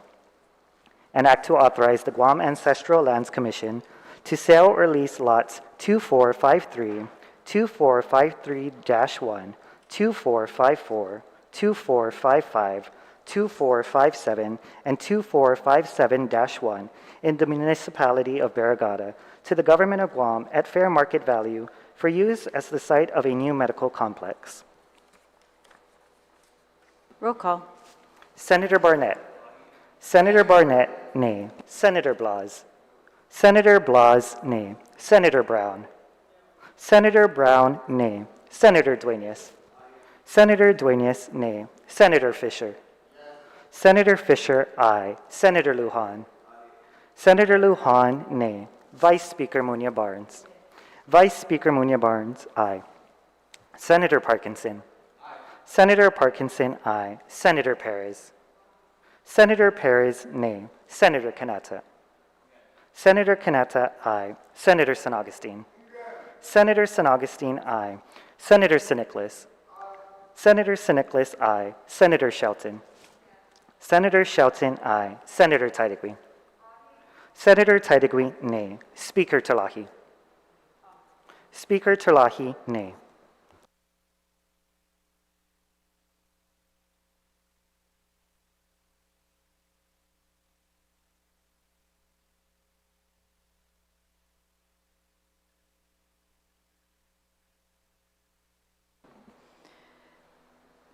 Bill number 184-37 COR received 7 ayes and 8 nays and is duly failed by this body. Bill number 185-37 LS. Clerks, please read the title. Bill number 185-37 LS, as amended by the Committee on Health, Land, Justice, and Culture, and further amended on the floor. Introduced by Chris Barnett. An act to add a new section 83117 to Chapter 83 of Title 12 Guam Code Annotated, relative to requiring any new hospital constructed pursuant to the Guam 21st Century Healthcare Center Act of 2021 to be constructed on Lot 5173-1-R2 New-R7, Lot 5173-1-R2 New-7, and Lot 5173-1-R2 New-6 in the village of Tamuning. Roll call. Senator Barnett. Senator Barnett, aye. Senator Blas. Senator Blas, nay. Senator Brown. Senator Brown, aye. Senator Dueñas. Senator Dueñas, aye. Senator Fisher. Senator Fisher, nay. Senator Lujan. Senator Lujan, aye. Vice Speaker Munya Barnes. Vice Speaker Munya Barnes, nay. Senator Parkinson. Senator Parkinson, nay. Senator Perez. Senator Perez, aye. Senator Kanata. Senator Kanata, nay. Senator San Augustine. Senator San Augustine, nay. Senator Siniclis. Senator Siniclis, pass.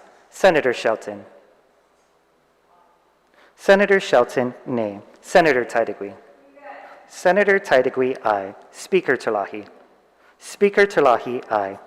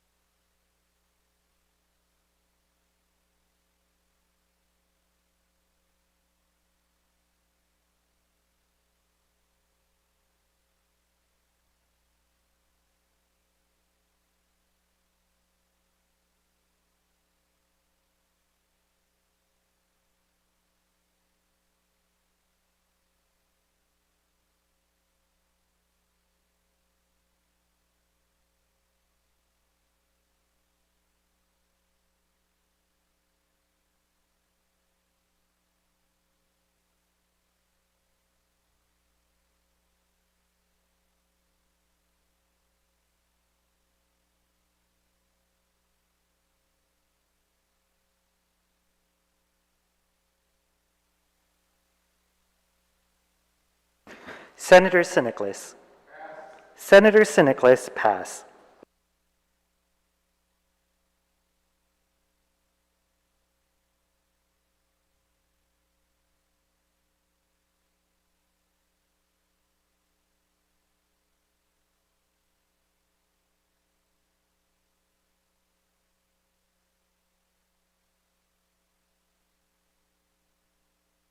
Senator Siniclis.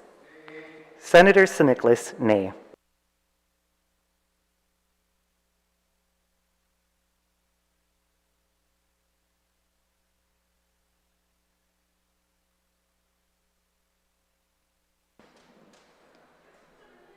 Bill number 185-37 LS received 7 ayes and 8 nays and duly failed by this body.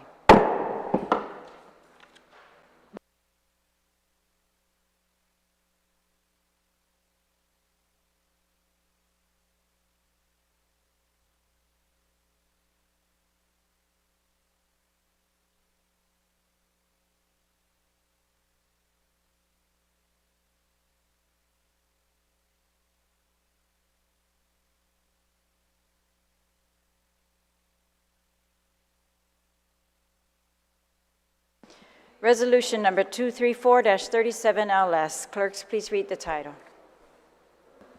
Resolution number 234-37 LS, introduced by William A. Parkinson, Jesse A. Lujan, Dwayne T.D. Siniclis, Joe S. San Augustine, Roy A.B. Kanata, Tina Rose Munya Barnes, relative to expressing the support of the people of Guam for the Republic of the Philippines' legitimate and historical claim to the West Philippine Sea, reaffirming the crucial role of international law and acknowledging the invaluable ties and common history between Guam and the Philippines. Roll call. Senator Barnett.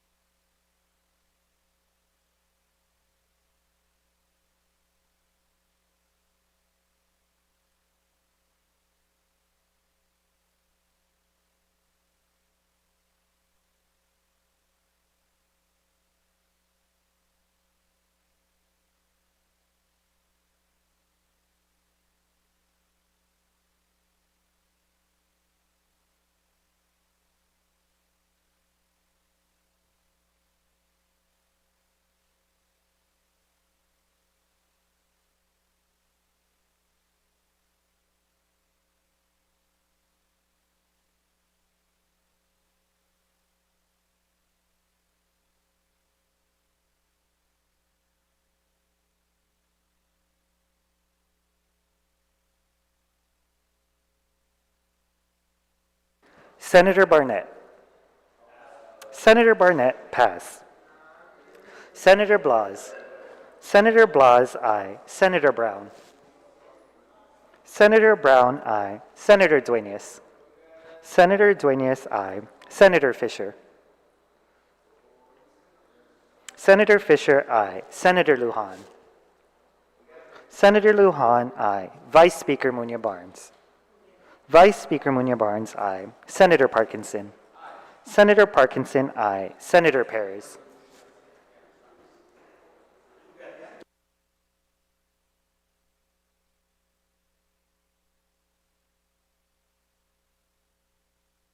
Clerk, can we have order, please? Clerk, please repeat the name. Senator Perez. Senator Perez, aye. Senator Kanata. Senator Kanata, aye. Senator San Augustine. Senator San Augustine, aye. Senator Siniclis. Senator Siniclis, aye. Senator Shelton. Senator Shelton, aye. Senator Taitigui. Senator Taitigui, aye. Speaker Terlahi. Speaker Terlahi, aye. Senator Barnett. Senator Barnett, aye.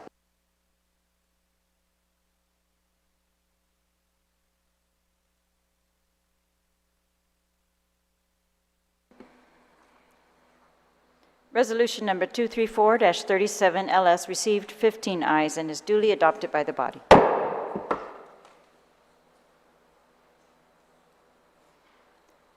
Resolution number 207-37 COR. Clerks, please read the title.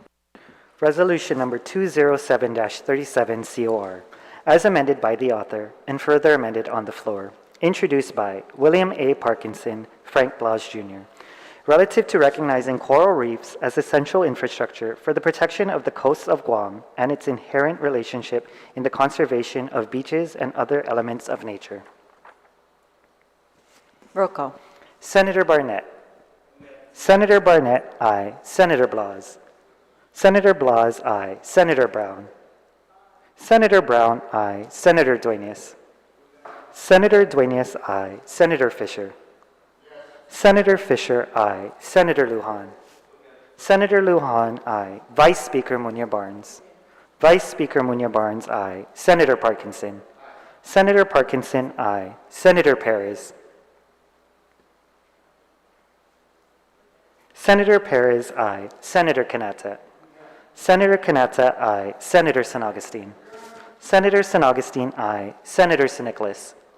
Senator Siniclis, aye. Senator Shelton. Senator Shelton, aye. Senator Taitigui. Senator Taitigui, aye. Speaker Terlahi. Speaker Terlahi, aye.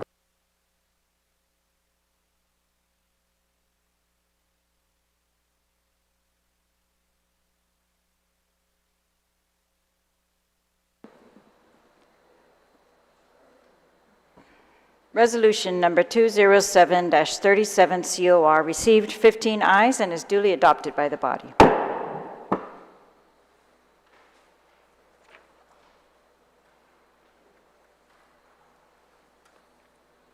We're now on bill number 230-37 COR. Clerks, please read the title. Bill number 230-37 COR, introduced by William A. Parkinson, an act to amend Section 40101 of Chapter 40, Division 4, Title 5, Guam Code Annotated, relative to abolishing the post of Sinahanya Vice Mayor. Roll call. Senator Barnett. Senator Barnett, pass. Senator Blas. Senator Blas, nay. Senator Brown. Senator Brown, nay. Senator Dueñas. Senator Dueñas, nay. Senator Fisher. Senator Fisher, aye. Senator Lujan. Senator Lujan, nay. Vice Speaker Munya Barnes. Vice Speaker Munya Barnes, aye. Senator Parkinson. Senator Parkinson, aye. Senator Perez. Senator Perez, nay. Senator Kanata. Senator Kanata, aye. Senator San Augustine. Senator San Augustine, aye. Senator Siniclis. Senator Siniclis, pass. Senator Shelton. Senator Shelton, aye. Senator Taitigui. Senator Taitigui, aye. Speaker Talahi.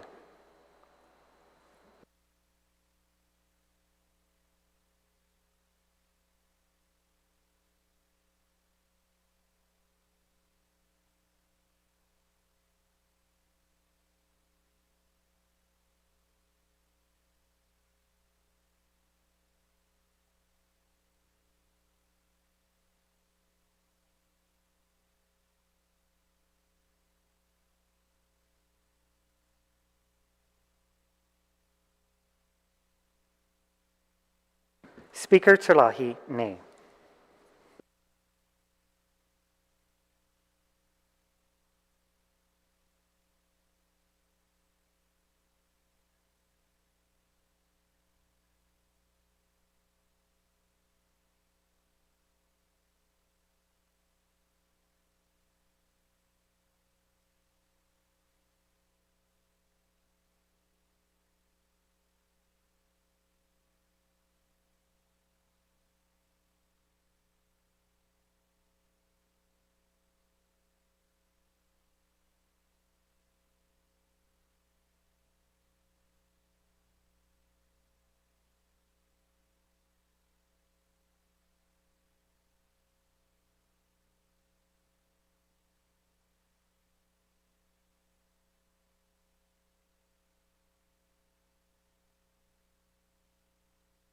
Senator Barnett.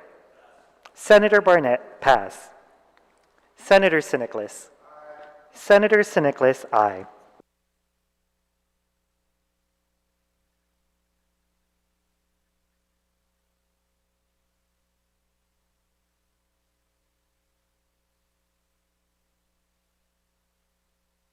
Senator Barnett. Senator Barnett, pass, nay.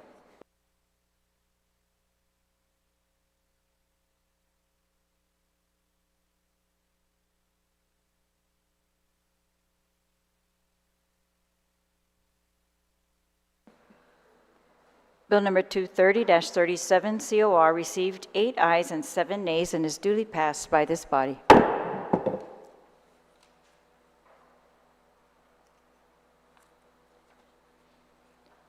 We're now on Bill number 121-37 COR. Clerks, please read the title.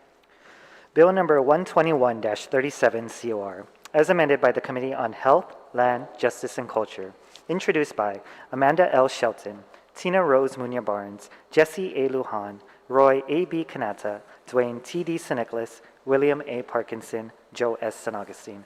An act to authorize the Port Authority of Guam to enter into a 10-year lease agreement with the Marianas Yacht Club.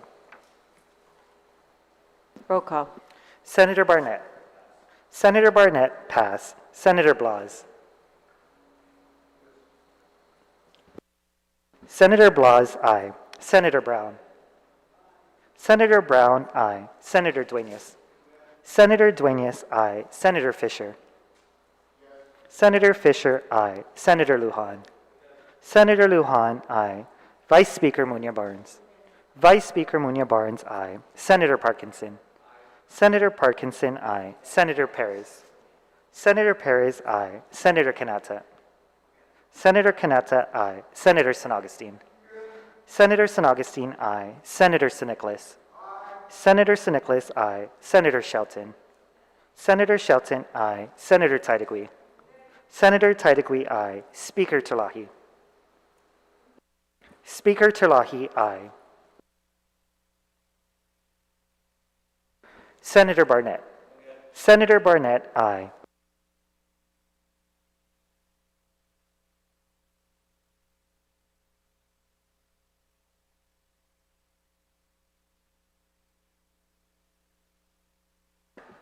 Bill number 121-37 COR received 15 ayes and is duly passed by this body.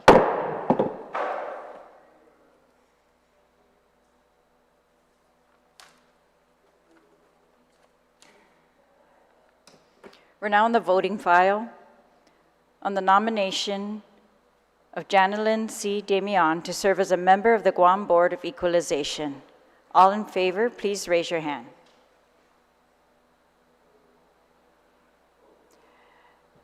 Jana Lindsay Damian received unanimous support and is duly passed.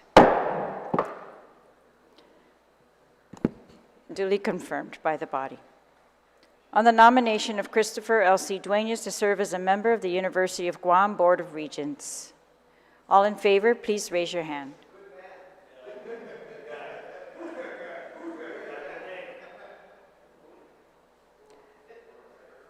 Christopher L.C. Duenas received unanimous support and is duly confirmed by this body. On the nomination of Francisco A. Floric to serve as a member of the Guam Housing Corporation Board of Directors, all in favor, please raise your hand.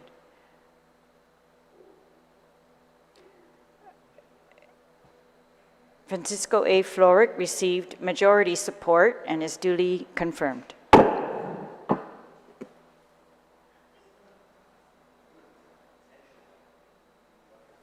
On the nomination of Lilian Opena Guerrero to serve as a member of the Guam Housing Corporation Board of Directors, all in favor, please raise your hand.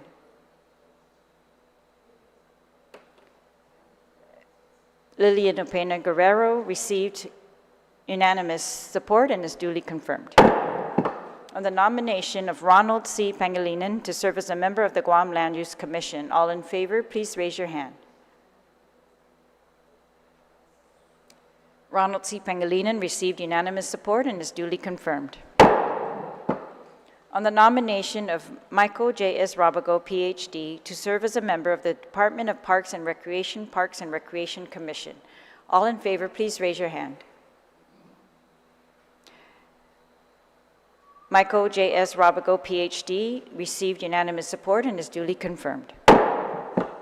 On the nomination of Gurvinder S. Salti to serve as a member of the A.B. Wanpat International Airport Authority Board of Directors. All in favor, please raise your hand.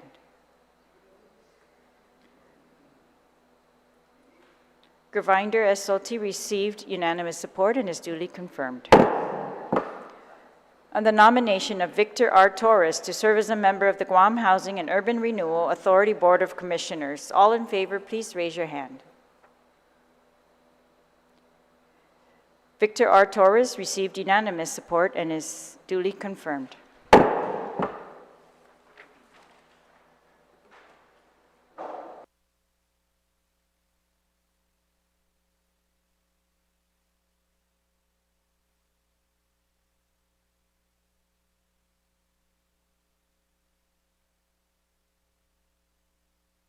Vice Speaker.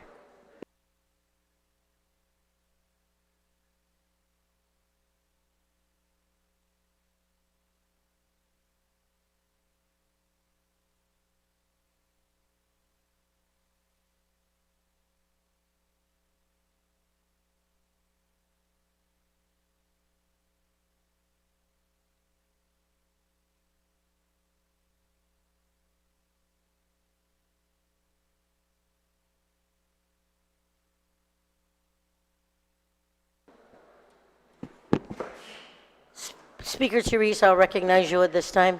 Thank you very much, Madam Speaker. I'd like to make a motion to reconsider Bills 184 and 185 and that we allow deliberation in second reading. Now that we have everybody here present. There's an objection. All those in favor of the motion, please signify by raising your hand. Motion fails.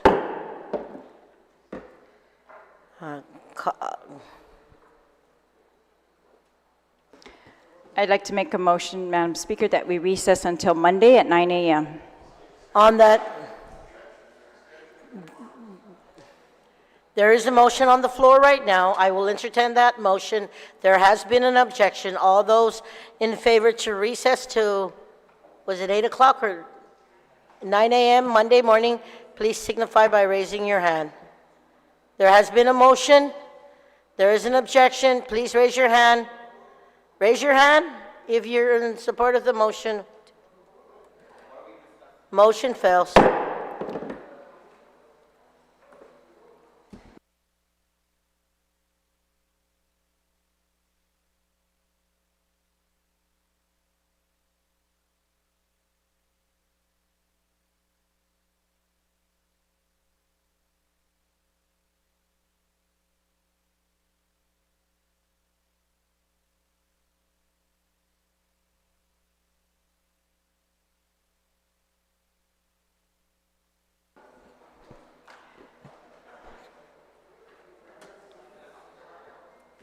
We are now proceeding with the agenda, and we are on brief extension of remarks. Is there anyone who'd like to be recognized? Senator Fisher, you are recognized.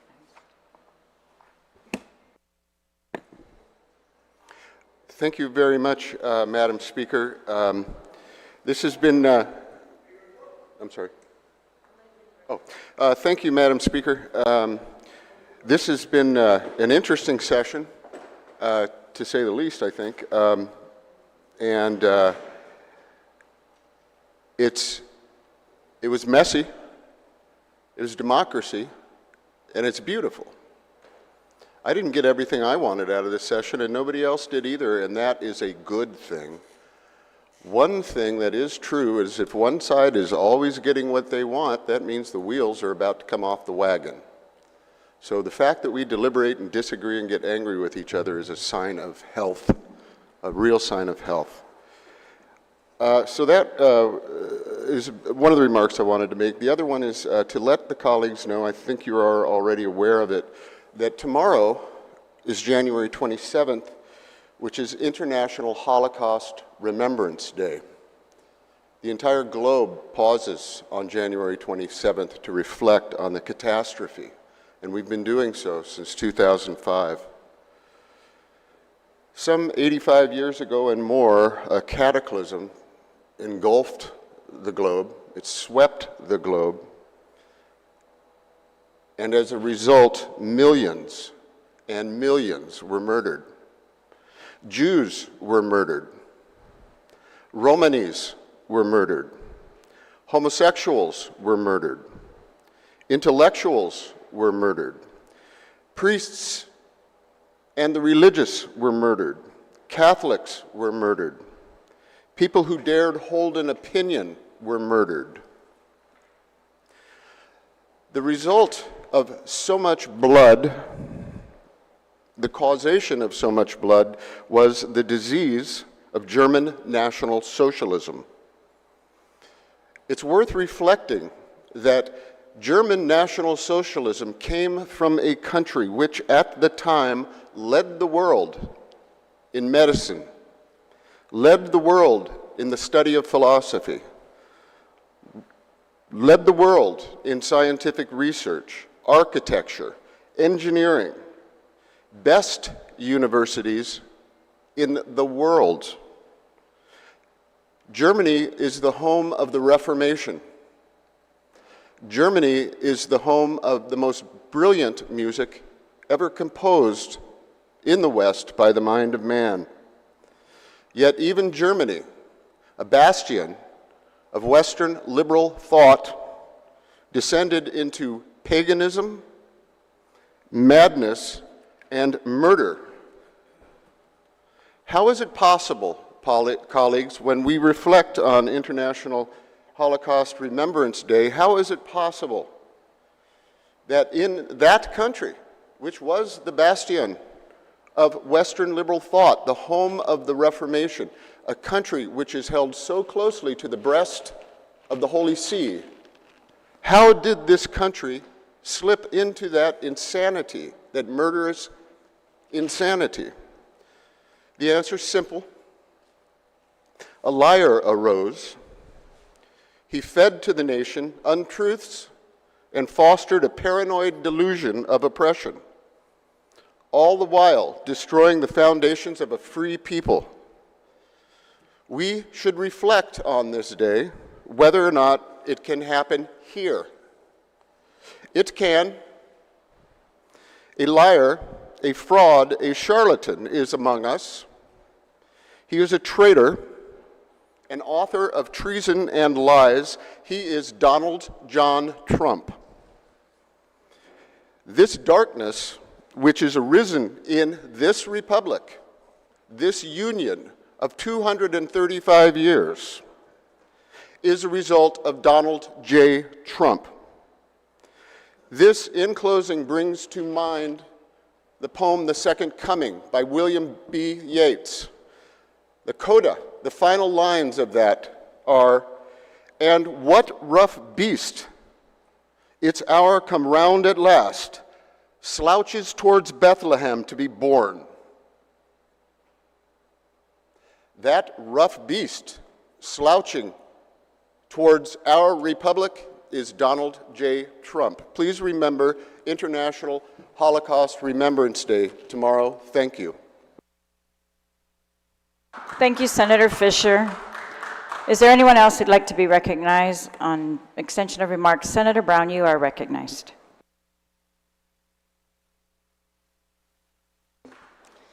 Thank you very much, Madam Speaker. It's been quite a week, and my comments really is a bit of annoyance. You know, I've been a member of this body for quite some time, and colleagues, you know, of course you can take my comments however you choose to, but I'm concerned enough that I need to relay it. You know, we announced to the public that we would be voting at 2 o'clock this afternoon, and I'm sure because of the issues that were before us, there's probably maybe more people that normally tuned in that would not have, that did this afternoon. I like some sense of order when we deliberate legislation. I like some sense of order when we determine what we're going to put on the agenda and know what's on the agenda, and the public knows what's on the agenda, and that we do it in a timely fashion. So I'm going to relay these comments because of my concern about how we continue to put bills on the agenda, even though we did put them in the Rules Committee. I just feel, colleagues, if you have a bill on the agenda, please show up to session. We wasted a whole afternoon earlier this week because we had bills on the agenda, but the parties that were supposed to move those bills forward were not present. I don't mind once, twice. I understand there may be extenuating personal circumstances as to why members of the body may not be here in session. But you know, Speaker, I appreciate the fact that you have published an advanced schedule, and give or take a day or two. I mean, like we were supposed to come in last Friday, but because our rules meeting got moved down by a day, it moved session down by a day. But overall, you pretty much have given us a general idea, you know, during the year, what week of the month, if not longer, that we will be meeting in session. And colleagues, please have respect for your other colleagues, because I'll tell you, we meet in session most of the time because minority members show up to make caucus. Now, we could simply flake off and say, hey, it's not our responsibility because, yeah, we're in the body, but we're not in charge of the body. And for those that are, it would be nice if you showed up to session. We might have illness, we might have, in some cases, death in the family. We've all experienced that, and I think we understand that. But for some of our colleagues, it's repetitive. If your lives are so important elsewhere that you cannot be in session, it's bad enough most people don't show up to public hearings. Then why run? It's a disrespect to your colleagues, and it's a disrespect to the people of Guam.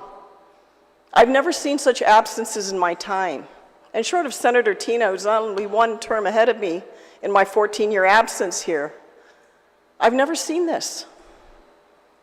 And then come back and delay everyone else because now you want to move your bill because you've been gone. Is it the first time, the second time, the third time, the fifth time? I mean, we're all adults. You know, it's unfortunate. I found out very early on in the game that politics has nothing to do with merit. Elections don't always reflect the hardest working members of the body. Sad to say. Because you know, nowadays, especially nowadays, we can create images and impressions of who we are. Goodness.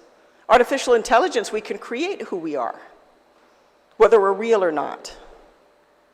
But you know, after upteenth, you know, this is beginning of year 4 coming back after all these years, and yes, things change, members change, the body changes, the composition of the body changes, but you know, basic things like respect and responsibility to me are just pretty basic. And yeah, I can get up here and talk because I haven't missed a session. And the one morning I did is because I had a death in my family. That's how serious I take being here. And I know other colleagues take their role and responsibility of being in this body seriously because they're here. Because I'll tell you guys, if you keep this up, maybe we just sit and stay in the conference room and let the people of Guam see how the members of their body that they elected just don't show up to session to even make a quorum. Because you know what? I don't like carrying anybody else's load. I'm challenged enough to carry my own. And I just think, please show some respect for your colleagues and show some respect for the people of Guam, more importantly. I think they deserve that. With that, Madam Speaker, thank you for the opportunity to comment. Thank you, Senator Brown. Is there anyone else who would like to make a brief extension of remarks? Senator Parkinson, you're recognized. I just wanted to say I missed all you guys. Happy New Year to all. Let's all make better decisions this year. With that, I yield the rest of my time. Is there anyone else who'd like to make a brief extension of remarks?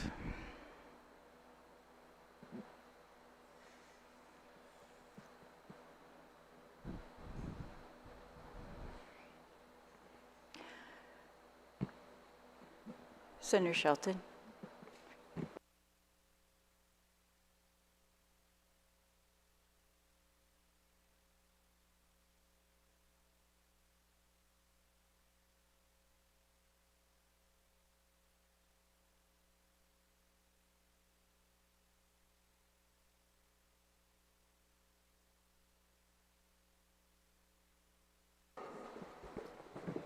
Speaker Terlahi, you are recognized.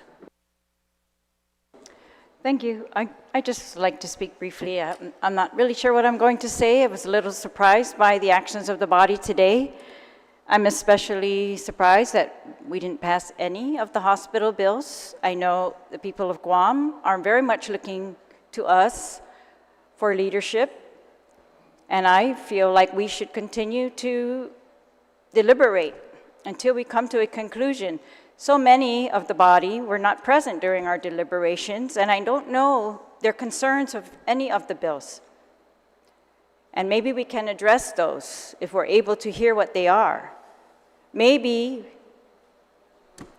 if we have more time, I don't know. I read all the committee report, attended all the hearings, conducted all the hearings. My staff worked past midnight, several nights, to compile these things.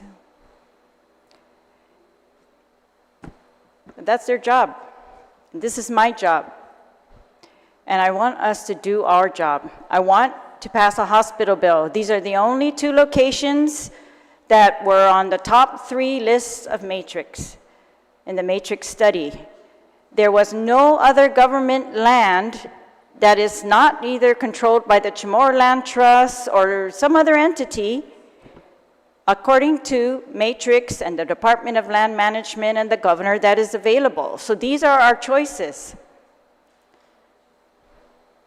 And we've tried to flesh out all the details of these. We showed how one property, according to Matrix, is going to take longer to build, is going to be $80 million more expensive to build the infrastructure on, and more expensive to build a hospital on.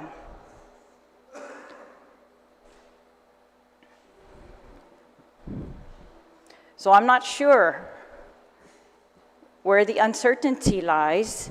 We've also shown that according to Matrix, Epal Point was ranked right after Eagles Field. That means it's the #1 ranking field, and that it can fit a medical complex.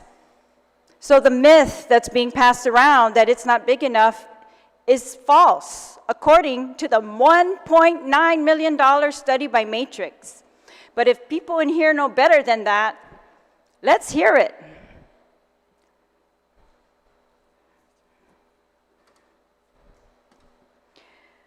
I'm also saddened. Well, that's why I made my motion to continue on Monday. But that failed. But I want to tell the people of Guam that I continue to be willing to work, do my job in here, do my diligence, and work with the governor by doing our job. Our job is fiscal, our job is land, and our job is healthcare as well. I'm also very disappointed at the outcome on Bill number 116, which is a bill to distinguish between quarrying and mining. And we have many companies who are very compliant with a lot of federal and local laws to do real quarrying and mining. And then we have companies who have not complied with those laws because they got a permit under clearing and grading. For example, the raceway. They were able to remove from the Chamorro Land Trust property, instead of building a raceway, they removed 4,680,186 cubic yards of material. We tried to calculate that out by truckloads, by the tons. That, I think, is 6,552,000 tons. That was, if you put it into 365 days a year of 365 days a year for 15 years, that's 85 truckloads a day. And that's just one example. All of our agencies asked us for help on this. And so I implore my colleagues to please reconsider, and I'm going to make that motion at the next session, or to bring me their concerns. And I thank you. And very much thank you to those who were very cooperative during the session and attended promptly and participated in our debate. Madam Speaker. Thank you, Madam Speaker. Extension of remarks.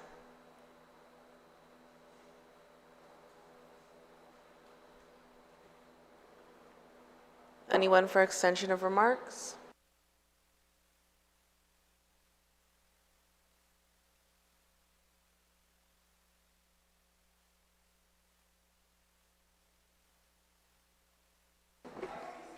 Senator Barnett, you're recognized. Thank you, Madam Speaker.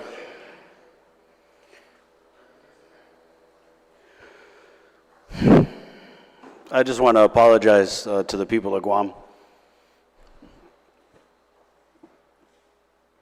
We all knew at the beginning of this week that this decision on these hospital bills was going to be the biggest decision that we make not only this year, but I would argue in this term.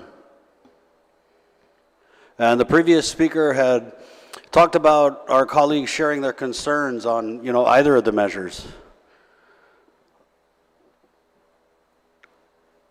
And I think why we didn't hear those concerns, it's like I said the other day, we have, unfortunately, colleagues in this body who don't even need to see a bill to know how they're voting. And it's just not productive. I went to a funeral today in Barragata. And while I was waiting in line to pay my respects to the deceased, the governor walked into the funeral. And she proceeded to sign in, and the way the line was, she would have had to come line up behind me to pay her respects. And she didn't do that. Instead, she cut to the front of the line, and I went my way, and we kind of met up after the respects had been paid in one of the aisles of the church. And no matter how I may disagree with the policies of the Leon Guerrero Tenor administration, or any administration for that matter, I believe that we must maintain a civility and a professionalism, a certain amount of respect for each other, and even friendliness, I might argue.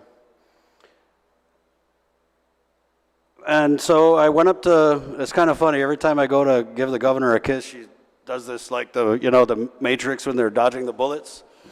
But she's our governor, and I respect her. And so I went to go give her a kiss, and I gave her one. There was a couple of staffers there. But there was one staffer who was actually my auntie that I went to go kiss, and when I went this way, she went that way, and I thought, oh, maybe, so I went that way, and then she went this way, and it was clear at that moment that she had no intention. She didn't want me to kiss her, didn't want to say hi, or anything. And I know you're wondering why I'm telling this story, and I think it's indicative of just how malfunction our ability to discuss the policies that our people need has become. If we can't even say hi to each other out on the street because we don't like what's being said in this hall, or we don't like what's being said in a press release from Adelup, then I'm not sure we're ever going to reach a decision on the hospital or much of anything else that's critical to our people's needs. And this erosion of decorum, this erosion of protocol, it doesn't just happen at the funeral. It's in our government, where now you have officials who are in an acting capacity or not, don't even get invited to the events that every other governor before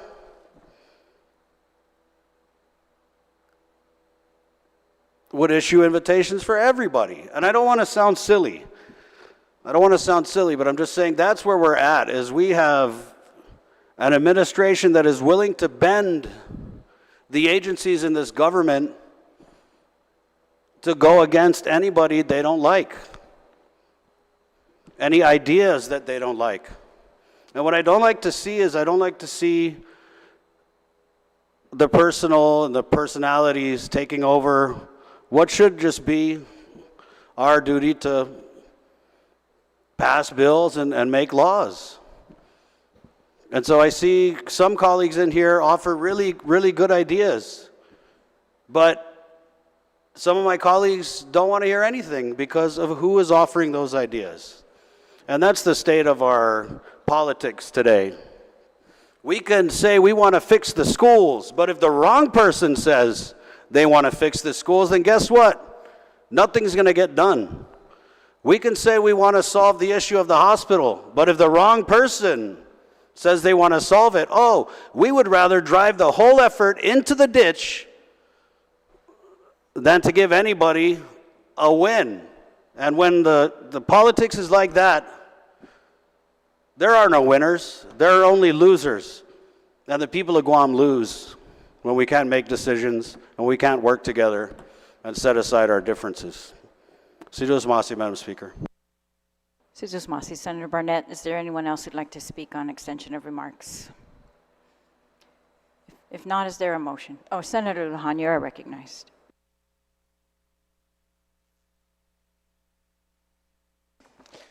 Thank you.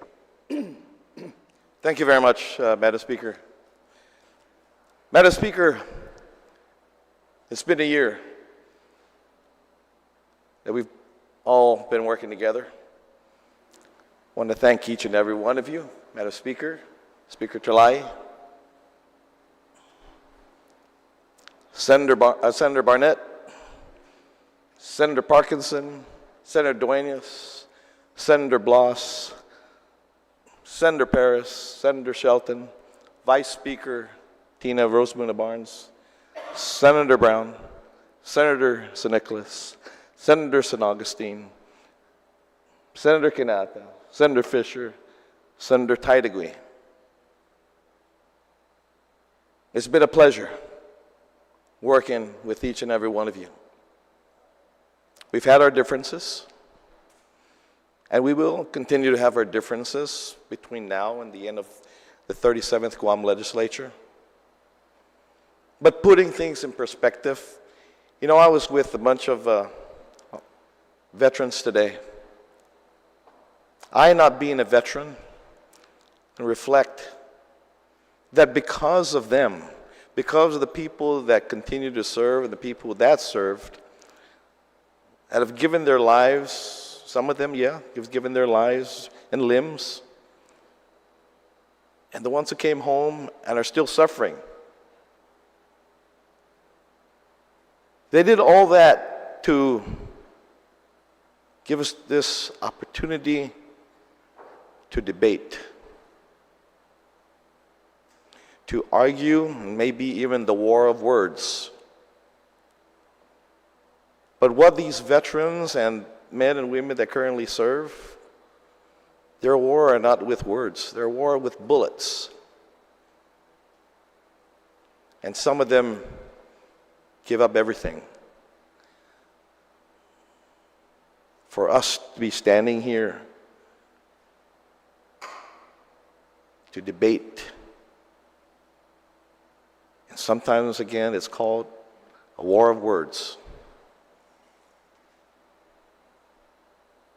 It won't kill us.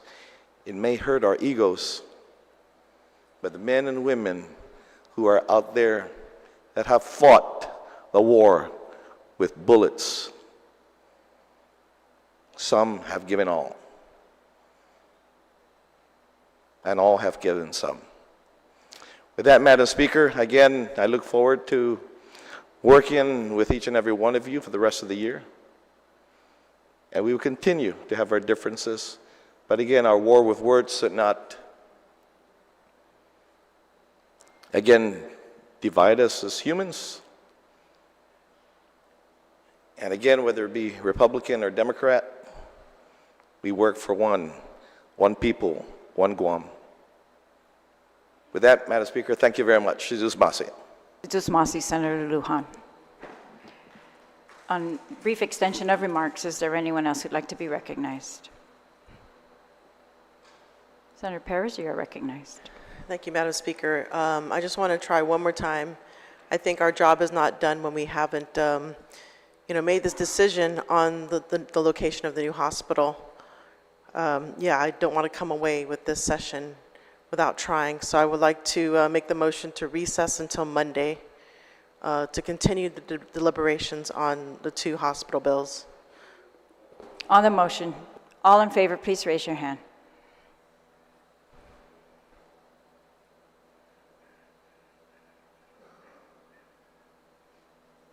Motion fails. Majority Leader, you are recognized. Madam Speaker, I move to adjourn today's session, subject to the call of the Speaker. On the motion to adjourn, is there any objection? Seeing no objection, we are adjourned.